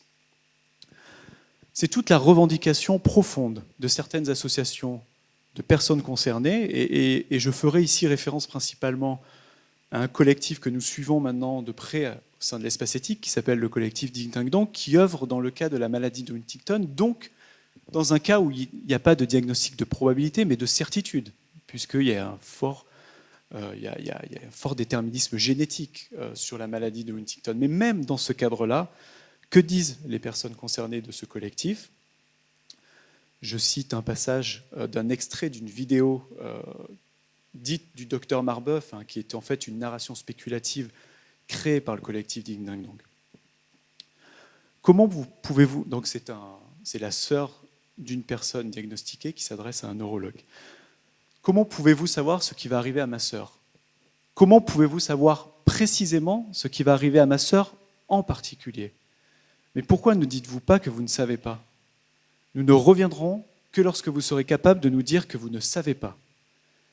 Dans cet extrait, ce qui est important, c'est le précisément et le en particulier. Ce que veut dire le collectif Ding Dang Dong, c'est que oui, le diagnostic, il est juste, ici, il est certain. Mais que ça ne veut pas dire que l'on sait ce qui va se passer. Précisément et en particulier pour cette personne. Donc c'est cette distinction entre le diagnostic et les voies d'existence possibles qui peuvent en faire suite. Et donc, c'est bien la question de la prédiction et de l'adaptation qui est ici en jeu. Donc, pour le dire autrement, l'enjeu d'une anticipation adaptative, par exemple dans le cas de la maladie d'Alzheimer, c'est bien de permettre à chacun d'inventer ses voies d'existence dans la maladie sans être entièrement déterminé par le contenu du diagnostic prédictif. Donc, c'est d'une complémentarité qu'il faut jouer.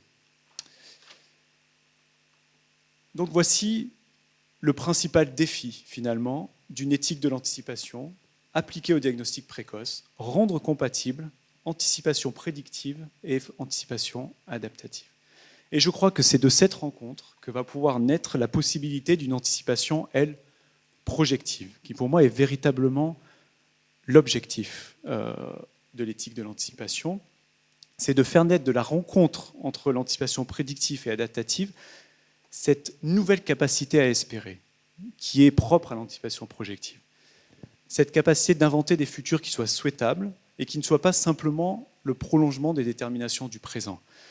Une anticipation projective qui laisse ouverte la voie finalement de l'espérance. Et c'est le deuxième défi de l'éthique de l'anticipation, c'est de renouer, et ça on l'a montré avec Paul Loup et Dubuc à plusieurs occasions, c'est de renouer l'alliance perdue malheureusement entre la responsabilité et l'espérance.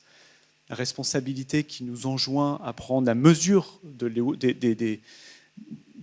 précisément de la situation présente et de ses lourdeurs et de sa gravité parfois, mais aussi l'espérance que les choses peuvent changer, évoluer en bien pour quelque chose qui est meilleur. Et là, je dis souvent, hein, donc je le dis aussi, si on n'a que la responsabilité sans l'espérance, on est dans la résignation. Ce que le philosophe Adorno appelait la sotte sagesse de la résignation. Mais si on est dans l'espérance sans la responsabilité, alors on n'est que dans la promesse.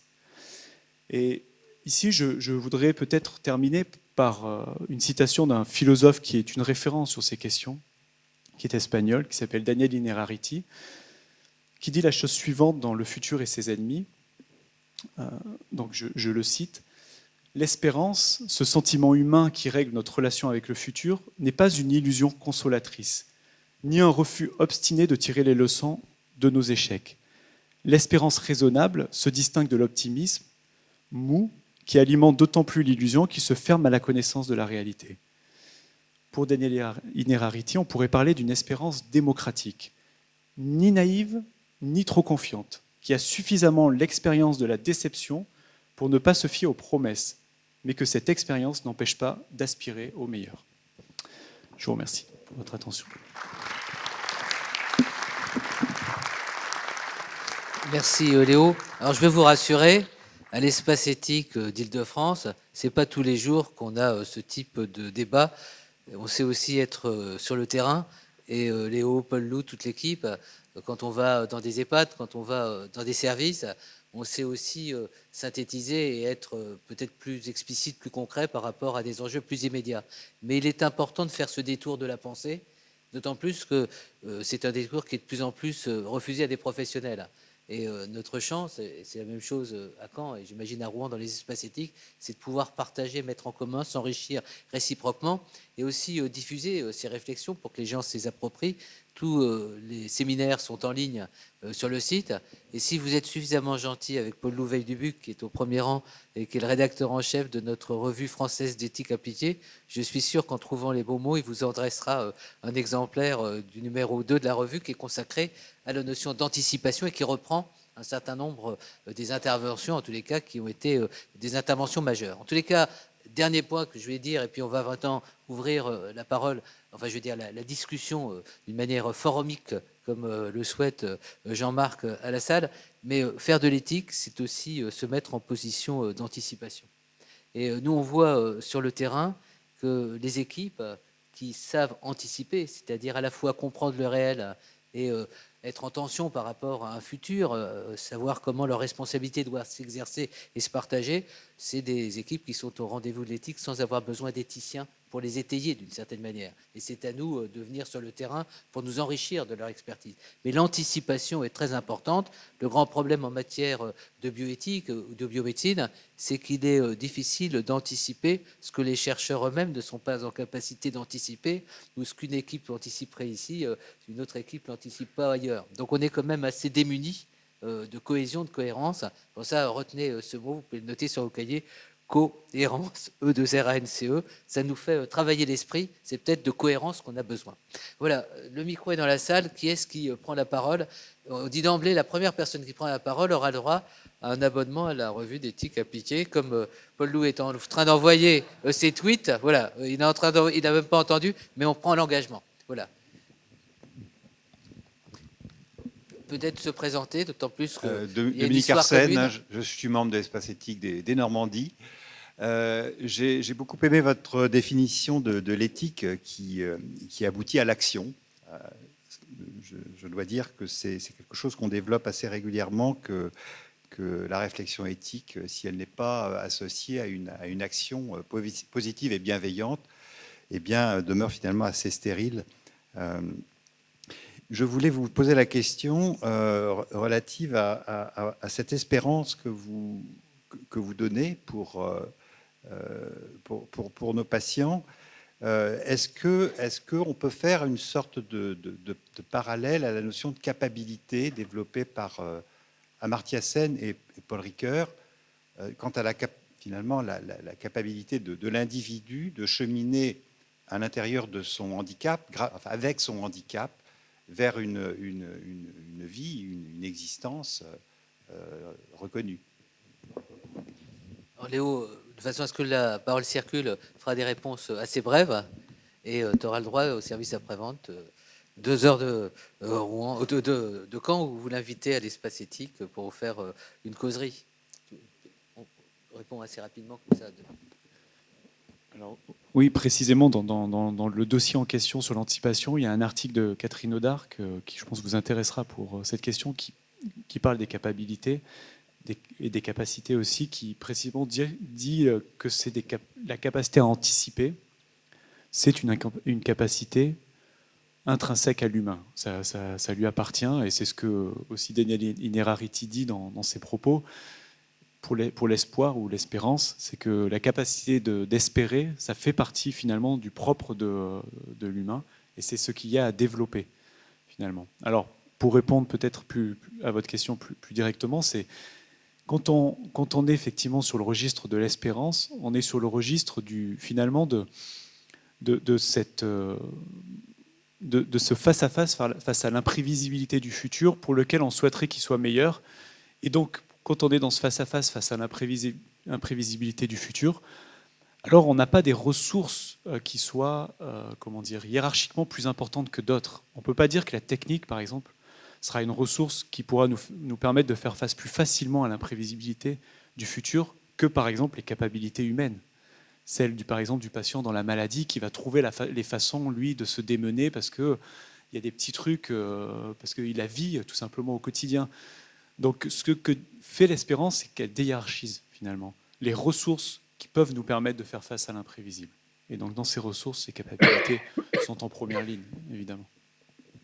Hier, on organisait à la mairie du 4e un débat sur la fin de vie avec la nouvelle loi du 2 février 2016. Et Sylvain Pourchet, qui est médecin soins palliatifs en ville, donc qui intervient au domicile, nous disait si les gens n'étaient pas avec des capacités, c'est-à-dire une capacité de faire des montages, j'allais dire un peu transgressifs quelquefois par rapport aux normes, par rapport aux règles, eh bien plus rien n'existerait. Donc c'est probablement dans la notion de capacité armatessienne redonner aux personnes l'envie de s'assumer, de se responsabiliser. Et la vraie question, c'est, on ne va pas l'aborder aujourd'hui, le fait de tout professionnaliser, de tout médicaliser, fait que les gens se trouvent entravés dans une capacité de créativité personnelle. En tout cas, c'est une réflexion qu'on peut avoir. Alors si on rajoute ensuite les procédures, les protocoles, enfin tout cet ordre qui est imposé aux gens, on voit qu'il y a une reconquête de la liberté. Et donc l'espérance, le principe espérance d'Ernst Bloch, c'est difficile à lire au niveau, parce que c'est des volumes importants chez Gallimard, mais ça mérite, à mon avis, le détour. Alors il y avait une autre question. Christine Dosquet, éminente scientifique, et Merci. penseuse Merci à tout beaucoup. point de vue. Christine. Oui, écoutez, le thème du colloque est éthique de la recherche, je crois. Donc, dit éthique de la recherche ici, on en reparlera demain, c'est éthique de la recherche clinique, donc dans un domaine particulier ici. Et en fait, ce n'est pas une question, c'est un questionnement. Un des éléments absolument essentiels en recherche clinique, c'est d'informer les gens convenablement. Ces deux petits mots, mais ils sont très lourds de sens, et que les gens sachent à quoi ils consentent. En réfléchissant effectivement à l'intervention pour le colloque, un des vrais problèmes est certainement le retour d'informations dans les recherches cliniques concernant les marqueurs bio ou pas bio, ou imagerie et autres, ou génétiques précoces.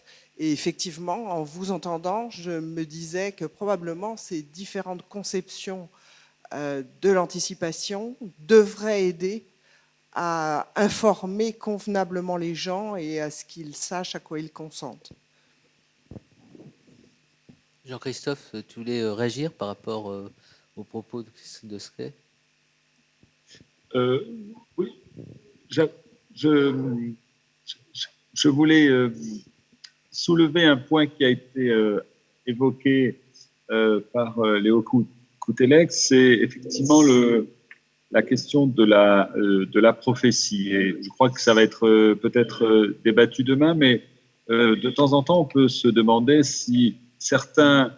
Alors, ce ne sont pas nécessairement des praticiens de la médecine prédictive, c'est-à-dire ceux qui contribuent à la faire exister, mais parfois ce sont, je dirais, des porte-paroles, et ça peut être des personnes différentes, mais il y a une sorte de... On se demande parfois s'il n'y a pas une sorte de prophétie autoréalisatrice dans un certain nombre des propos qui sont tenus, ou en tout cas dans la forme avec lesquelles ils sont tenus. Voilà, c'était juste cet aspect-là, parce que ce que je trouve de frappant, c'est que d'une certaine manière, c'est une autodésignation, hein, la médecine prédictive. Quand Jacques Ruffier en parle, c'est de ce qu'il fait, ou de ce qu'il a fait, ou de ce qu'il a fait faire, hein, qu'il évoque. Donc, on peut effectivement poser la question de l'adéquation de cette notion, et de ce point de vue-là, j'ai particulièrement apprécié les différentes pistes données par Léo Coutellex sur effectivement une anticipation qui d'une certaine manière propose effectivement une lecture qui soit un peu alternative. Et je crois que si la philosophie et les sciences sociales peuvent de temps en temps servir un peu à quelque chose, eh bien c'est aussi de reformuler dans un langage qui, j'espère, n'est pas obscur, mais dans un langage qui, je dirais, lui soit propre, non pas pour complexifier à souhait les choses parce qu'elles le sont déjà suffisamment, mais au contraire pour prendre un certain recul et apporter, je dirais, une vision plus critique et qui, dans le meilleur des cas, nous fasse débattre et réfléchir. Je donne la parole à Francis Eustache, mais je dis juste à Christine Dosquet qu'il y a la réflexion à mener maintenant, effectivement, dans les protocoles de consentement, comment on va être explicite. Et je trouve que c'est ça aussi en matière d'éthique, pas se contenter de parler du consentement d'hier, c'est des nouvelles modalités du consentement. Et tu as quelques étages à traverser, enfin quelques mètres à traverser pour venir à l'espace éthique dès lundi. Rendez-vous pour en parler. Et peut-être aussi, il y a des gens comme Grégoire Moutel qui travaillent toutes ces questions. Donc c'est peut-être des questions abordées aussi au niveau du comité d'éthique de l'INSERM, par exemple. Alors il y avait... Oui, Francis Eustache. Donc, moi, je voulais vous remercier pour cette introduction au colloque, et tout particulièrement Léo. J'ai trouvé l'intervention tout à fait remarquable. Je pense que pour les cliniciens, l'écho est assez évident. La différence entre cette anticipation prédictive et puis cette anticipation adaptative qui doit être là. La deuxième doit être présente.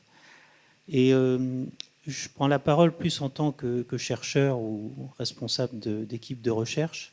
Je pense que c'est très important que ces deux aspects soient présents aussi dans l'esprit du chercheur.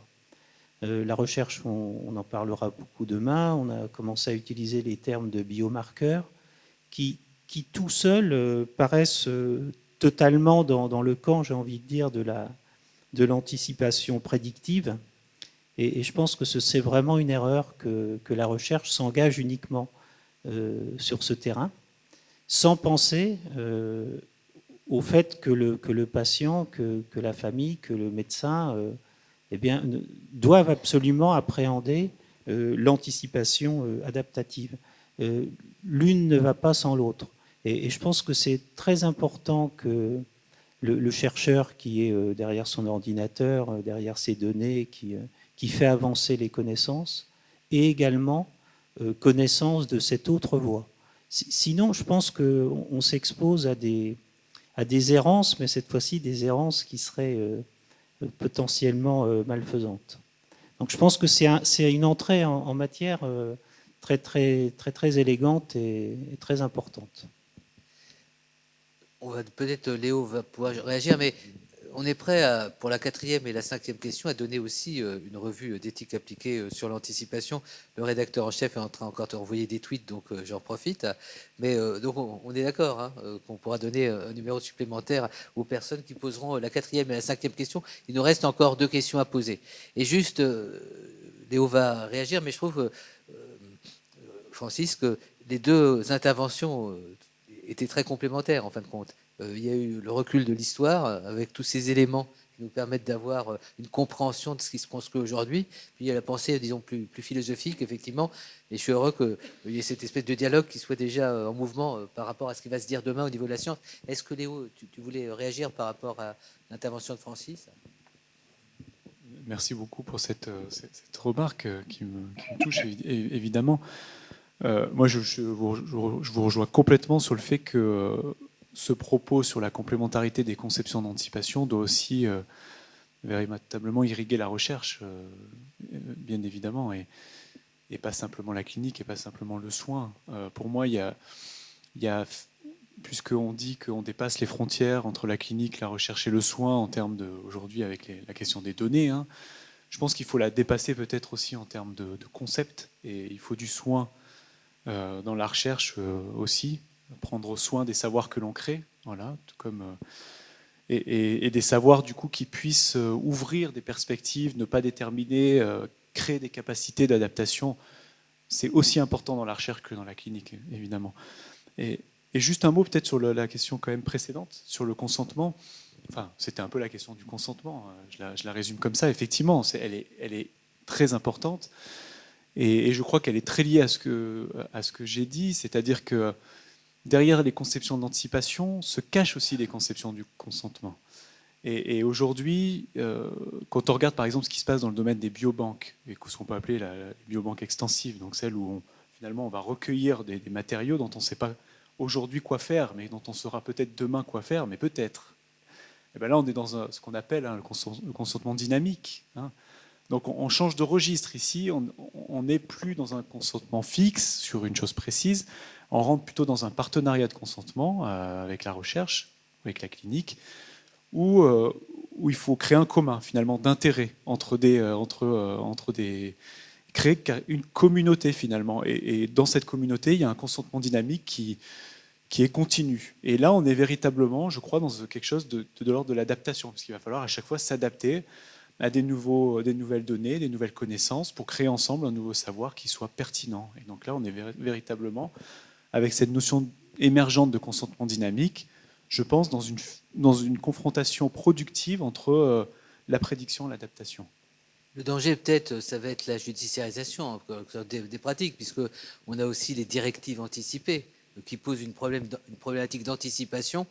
Et le point qui m'a paru aussi très très important dans nos rencontres ces dernières années avec le milieu associatif, c'était déjà présent dans le débat dans les années SIDA, c'est la notion de responsabilisation des personnes.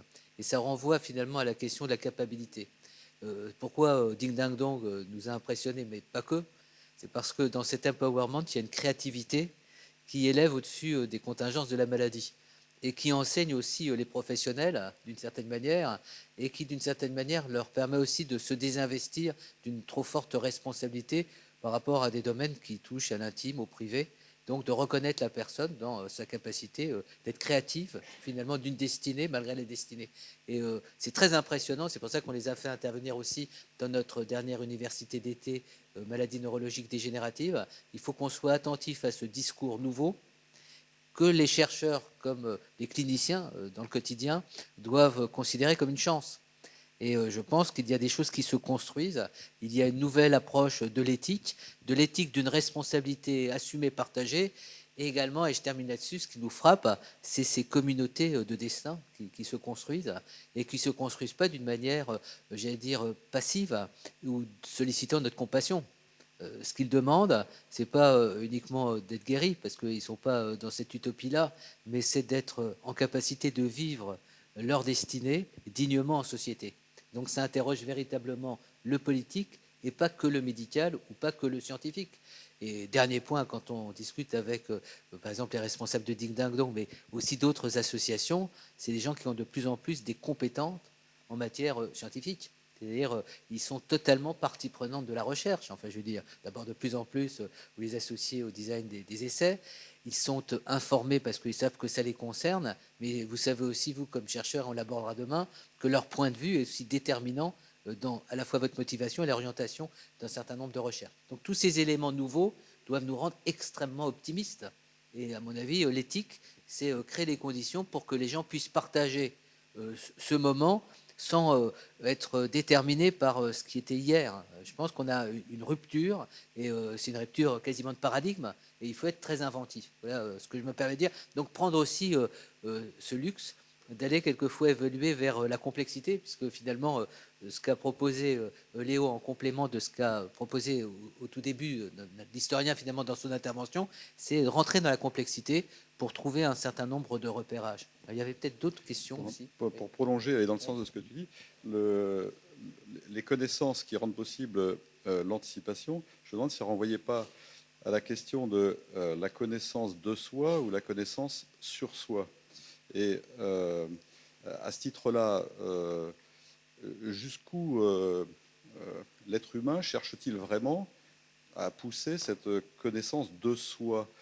Est-ce que, par exemple, l'expérience psychanalytique, qui est une forme de connaissance de soi parmi d'autres, est offerte, mais est-elle saisie ou intéresse-t-elle autant? C'est-à-dire, est-ce qu'on a vraiment envie de savoir un certain nombre de choses qui sont pourtant accessibles?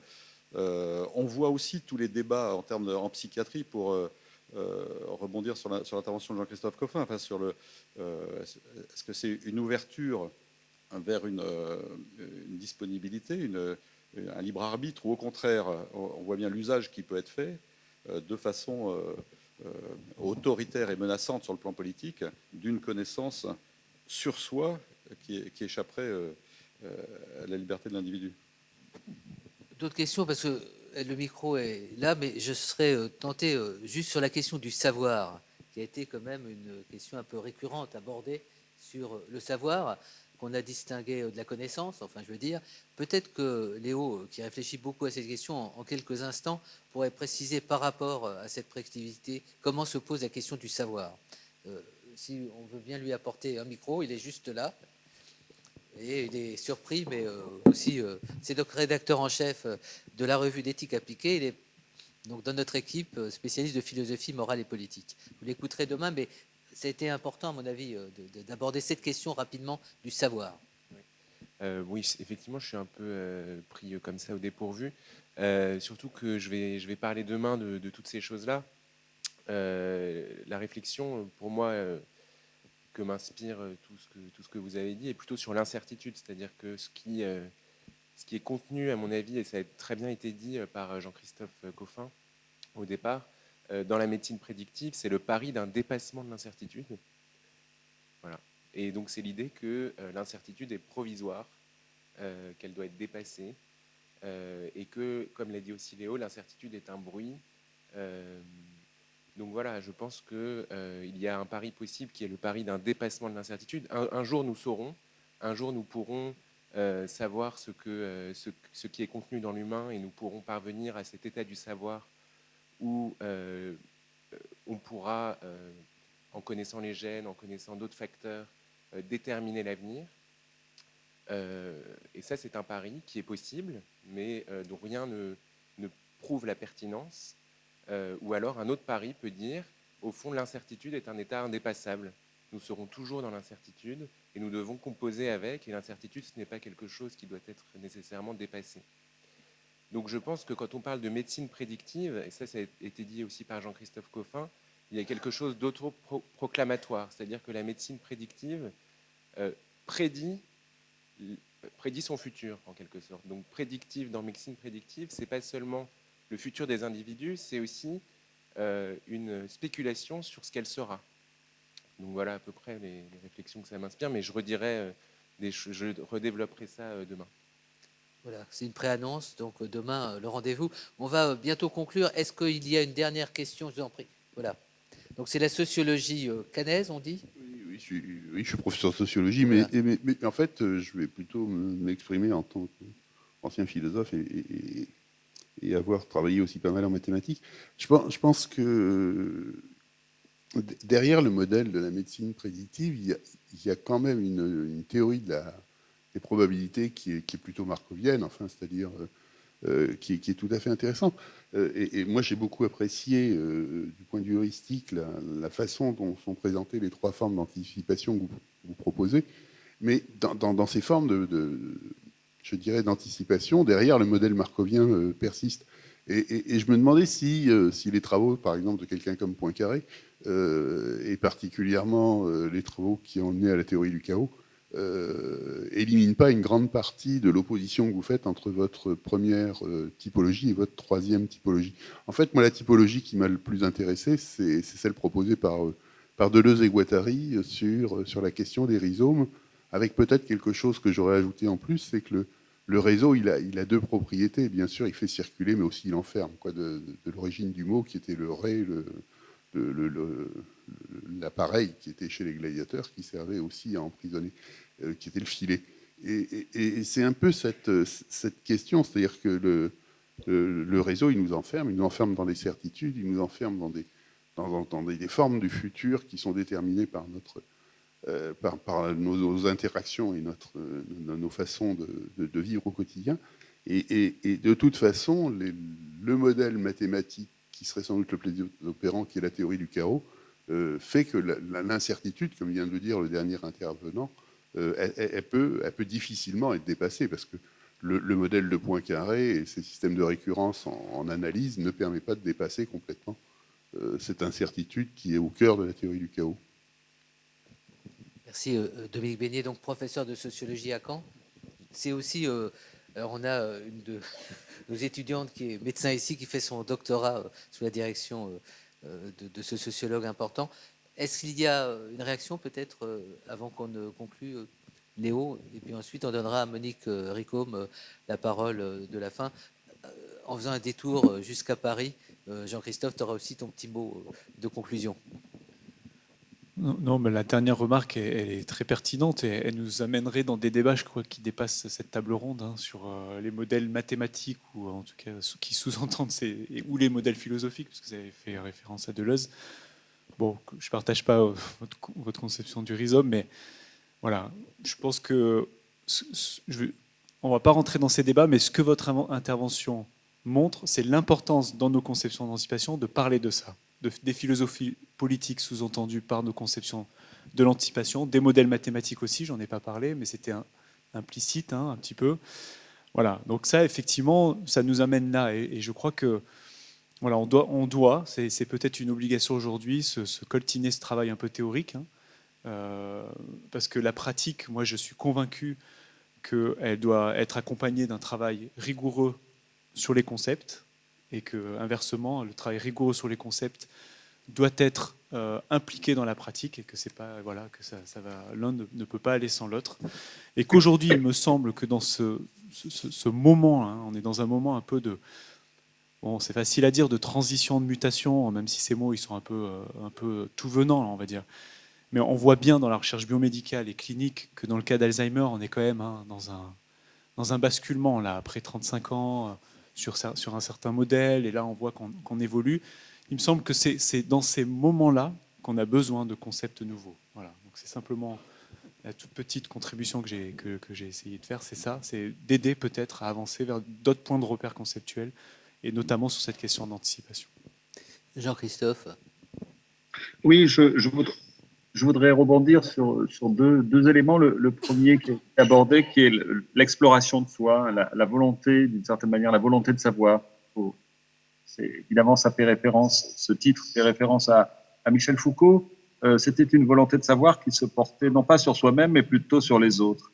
Et d'une certaine manière, je crois que c'est un des enjeux, c'est-à-dire est-ce que nous sommes dans un contexte de volonté d'exploration de soi, à la fois le narcissisme dans notre société serait caractéristique selon certains penseurs et certains moralistes, n'est sûrement pas, en tout cas, la meilleure porte d'entrée vers cette exploration de soi. Et ça, c'est mon premier point. Le deuxième point, c'est quand tu évoquais un changement de paradigme, je suis tout à fait sensible à cette notion et de la manière dont tu l'appliques. Mais je crois qu'il y a, et puisque vous avez évoqué, plusieurs d'entre vous ont évoqué aussi la question politique, le contexte politique, il y a évidemment la question que l'on doit, me semble-t-il, se poser, c'est de savoir si ce changement de paradigme va être accessible à tout le monde, ou en tout cas au plus grand nombre. Hein, parce que l'empowerment, c'est une réalité nouvelle si l'on compare à des décennies plus anciennes. Mais en même temps, c'est aussi peut-être un phénomène qui concerne une partie de la population.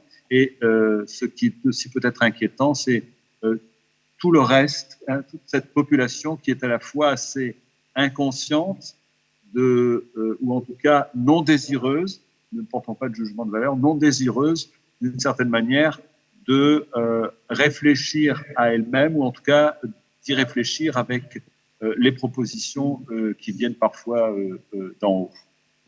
Merci infiniment. Alors, je vais donner la parole de la conclusion à Monique Ricôme, mais dans ce que vient de dire Jean-Christophe, ça nous renvoie quand même à toute la réflexion qui est développée dans le domaine de l'éthique, de l'approche éthique du diagnostic de la maladie d'Alzheimer, mais on pourrait dire aussi pour d'autres maladies neuroévolutives, c'est la question du juste moment, c'est-à-dire ou de la justesse du moment. Et c'est là où les systématismes, on le verra j'imagine encore demain dans une approche éthique, sont difficilement compatibles avec une approche personnelle, hein, une approche en situation et avec une personne à un moment donné.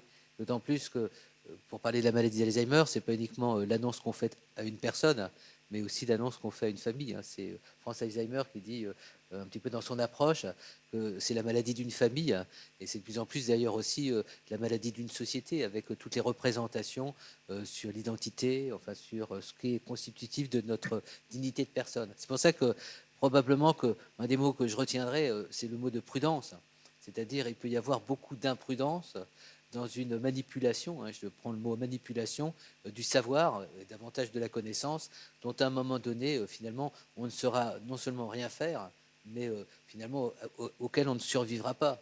J'allais dire, c'est donc aussi le psychiatre ou le psychanalyste hein, que ça interroge, c'est-à-dire est-ce qu'on est capable d'intégrer des savoirs qui à un moment donné remettent en cause ce que nous sommes et auxquels on ne survivra pas. Donc il y a quelque chose aussi de l'ordre de la maltraitance humaine et de l'humanité. Donc on pose aussi la question des droits de la personne, des droits fondamentaux. En tout cas, c'est des sujets, me semble-t-il, qu'il faut qu'on aborde. L'idéal, en quelque sorte, de l'autonomie de la personne qui est dans la loi du 4 mars 2002 peut être aussi très discuté, en quoi on est autonome dans une capacité de recevoir un savoir qui nous bouleversera au point de nous faire perdre toute réalité. Voilà, c'est en tous les cas probablement là-dessus qu'on se retrouvera aussi demain. Alors, Monique Ricôme, la réaction par rapport à tout ce qui s'est dit, et qu'est-ce que, avec l'expérience que vous avez du terrain, hein, puisque vous avez été aussi longuement directrice d'hôpital, vous avez été sur le terrain du soin et particulièrement engagé, qu'est-ce que vous tiriez comme enseignement? Oui, juste disons une impression tout à fait personnelle et non pas une conclusion, puisque effectivement nous avons assez rarement le temps de pouvoir prendre de la distance sur ces sujets-là, et je trouve que dans la pratique, on ne le prend pas.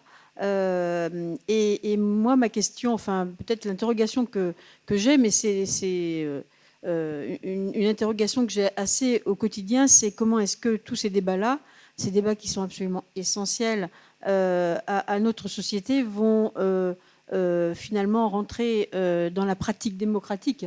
Et comment est-ce que, comme le disait Monsieur Coffin, comment est-ce que ces débats-là pourront être accessibles à tous pour que la société s'empare de ces sujets-là et dans la démocratie au sens plus noble du terme. Nous, dans une agence régionale de santé, nous avons la responsabilité d'animer ce qu'on appelle la démocratie sanitaire. Et c'est une démocratie qui est souvent qui tend plutôt vers, disons, une démocratie de terrain, plus que de ce débat sur ces idées-là. Or, on voit bien que toute l'évolution de la recherche, puisque c'est le thème de ce forum, va amener à des connaissances, voire des outils qu'il faudra que la société puisse maîtriser. Et quand on parle d'accès aux soins, qui est quand même pour nous le sujet majeur que nous avons à piloter dans une région, c'est aussi comment est-ce que le plus grand nombre pourra avoir accès à ces débats-là, ces notions-là, pour maîtriser finalement son parcours de santé. Et ça, je ne suis pas sûre pour que ce soit un débat de la prochaine campagne électorale, mais c'est pourtant un débat dont les politiques devraient s'emparer plus. Je me demandais pourquoi aujourd'hui on avait besoin autant de croire qu'il existait une médecine prédictive. Je me demandais si aujourd'hui, comme hier, en fait, il n'a pas existé simplement que la médecine. Pour répondre à Madame Ricôme, je peux vous assurer qu'il y a dans cette région une équipe dynamique et compétente qui est tout à fait prête à soutenir les réflexions de l'ARS du côté de la démocratie sanitaire et des enjeux majeurs que ça pose. Je pense au comité de pilotage de l'espace éthique, à l'arrivée de Grégoire Moutel qui vient nous renforcer dans ses compétences, et au futur comité de pilotage de l'espace éthique de l'ensemble de la Normandie qui verra le jour demain matin. Je voudrais remercier infiniment tous les participants à cette table ronde, Emmanuel pour la modération, et donner rendez-vous à tout le monde demain matin à 8h30 pour la poursuite de ces échanges. On peut dire à Jean-Christophe qui participe à la fin que ça s'est bien passé, puisque finalement on a pu le suivre comme s'il était physiquement présent, mais que ça ne soit pas un prétexte pour la prochaine fois de ne pas venir. Voilà. Non. Bonne soirée à tous. Tout à fait. Merci.